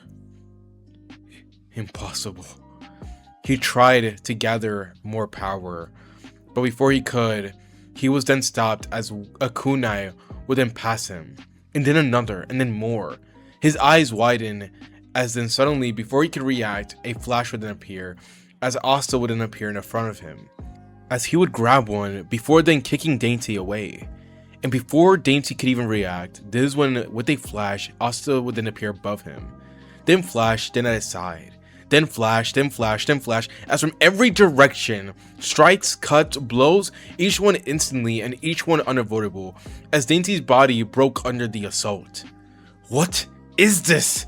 He couldn't keep track of it, and couldn't stop it, as Asta was disappearing and appearing in different areas, as he was just completely overwhelming Dainty as he was slashed multiple times. And if you guys want reference, it was the same ult that Minato has in Ninja Storm. And for the final movement, we will then see Dainty as he would then be grabbed by the head, as Asta had appeared behind him and grabbed his head, and then flashed one more time as they vanished and then reappeared directly in front of another Asta, a clone. As her Rasengan had already been ready, as it was spinning violently with anti-magic and chakra, as Dainty's eyes widened weakly. No. As suddenly he would be slammed by the spiraling attack, as he would then be sent flying with a loud boom, as the Rasengan slammed into his stomach and detonated instantly. His body was launched, then consumed by the spiraling force. The attack carried him across the battlefield before finally fading, as silence would then follow. And Dainty, he had fell, broken, unconscious, and now defeated. The clone and Asta walked forward, calm as the clone raised a hand sign and then vanished in smoke, leaving only the original. As standing over the fallen leader of the Dark Triad, you'll see Asta as he reached into his pocket and then pulled out a small device, a compass-like one that was used as a phone. As he activated it, this is when we will then see on the other hand Lola Pachika, the Queen of the Heart Kingdom, as she would then be informed by Asta. It's done. The leader of the Dark Triad is down. The winds passed quietly through the broken battlefield, as just like that, one of the greatest threats looming over the continent had fallen. As from here, this is where we now do our final time skip as well as a change of scenes. Now, in the years that followed Dainty's defeat, the balance of power across the kingdoms shifted dramatically. His fall marked the beginning of the end of the Dark Triad. With their leader gone, the remaining members began to collapse one after another. Zenon was ultimately defeated by Yuno, whose growth and resolve allowed him to surpass his limits and reclaim his homeland. Around the same time, Vanica, along with her devil Majuscula, was brought down by Noelle, who had finally achieved complete control over her magic and was more than powerful enough to finally defeat her and avenge her mother. As with the Dark Triad eliminated, the Spade Kingdom was liberated. Its people, once oppressed and controlled, were finally free, and in the aftermath, Yuno rose to leadership, eventually becoming the king of the Spade Kingdom, as under his rule, the nation began to rebuild and move forward towards a much more stable and hopeful future. Meanwhile, for Asta and the Black Bulls, they continued forward. Rather than slowing down, they only grew more active, taking on missions, exploring new territories, facing threats whenever they appeared, as over time their reputation changed completely. Once seen as the most chaotic and least reliable squad, and now the Black Bulls became one of the most respected groups in the Clover Kingdom. And at the center of it all was Asta. Through his strength, determination, and influence that continued to grow with each passing year, not only did he become known for his power, but also for the way he inspired those around him, lifting others and pushing them to become stronger alongside him. And eventually that growth led him to the very position he had always aimed for, as Asta had become the Wizard King. And it wasn't a title given lightly. It was earned through countless battles, sacrifices, and unwavering resolve. Through his actions, he brought stability to the kingdoms, strengthened alliances, and ensured that the peace they had fought for would last. As in the end, Asta had achieved his dream not just by becoming the strongest, but by protecting the world and the people within it. As now with that being said, it's your host Seiji Samurai here, and this is how I end the What If series to What If Asta was Minato's reincarnation. Thank y'all so much for sticking around and listening to my story. If you guys have your own what if ideas that you want me to make, then please type down below in the comments so that I can see it and potentially make a video on it. Also, if you guys could do me a favor and subscribe to the channel, that would help me a lot, as not only would I be posting more what if movies, but I'm also trying to reach 20,000 subscribers before the end of this year. Yes, I know it's a lot, but you know, what can I say? I need a challenge, so here it is. As now with that being said, I don't really have much else to say other than stay tuned for the next what if movie. So with that being said, it's your host HD Samurai here, and he's signing off. So peace and have a lovely day. Colors, switch the color, switch the color, switch the color, switch the color, switch the color, switch it, switch it.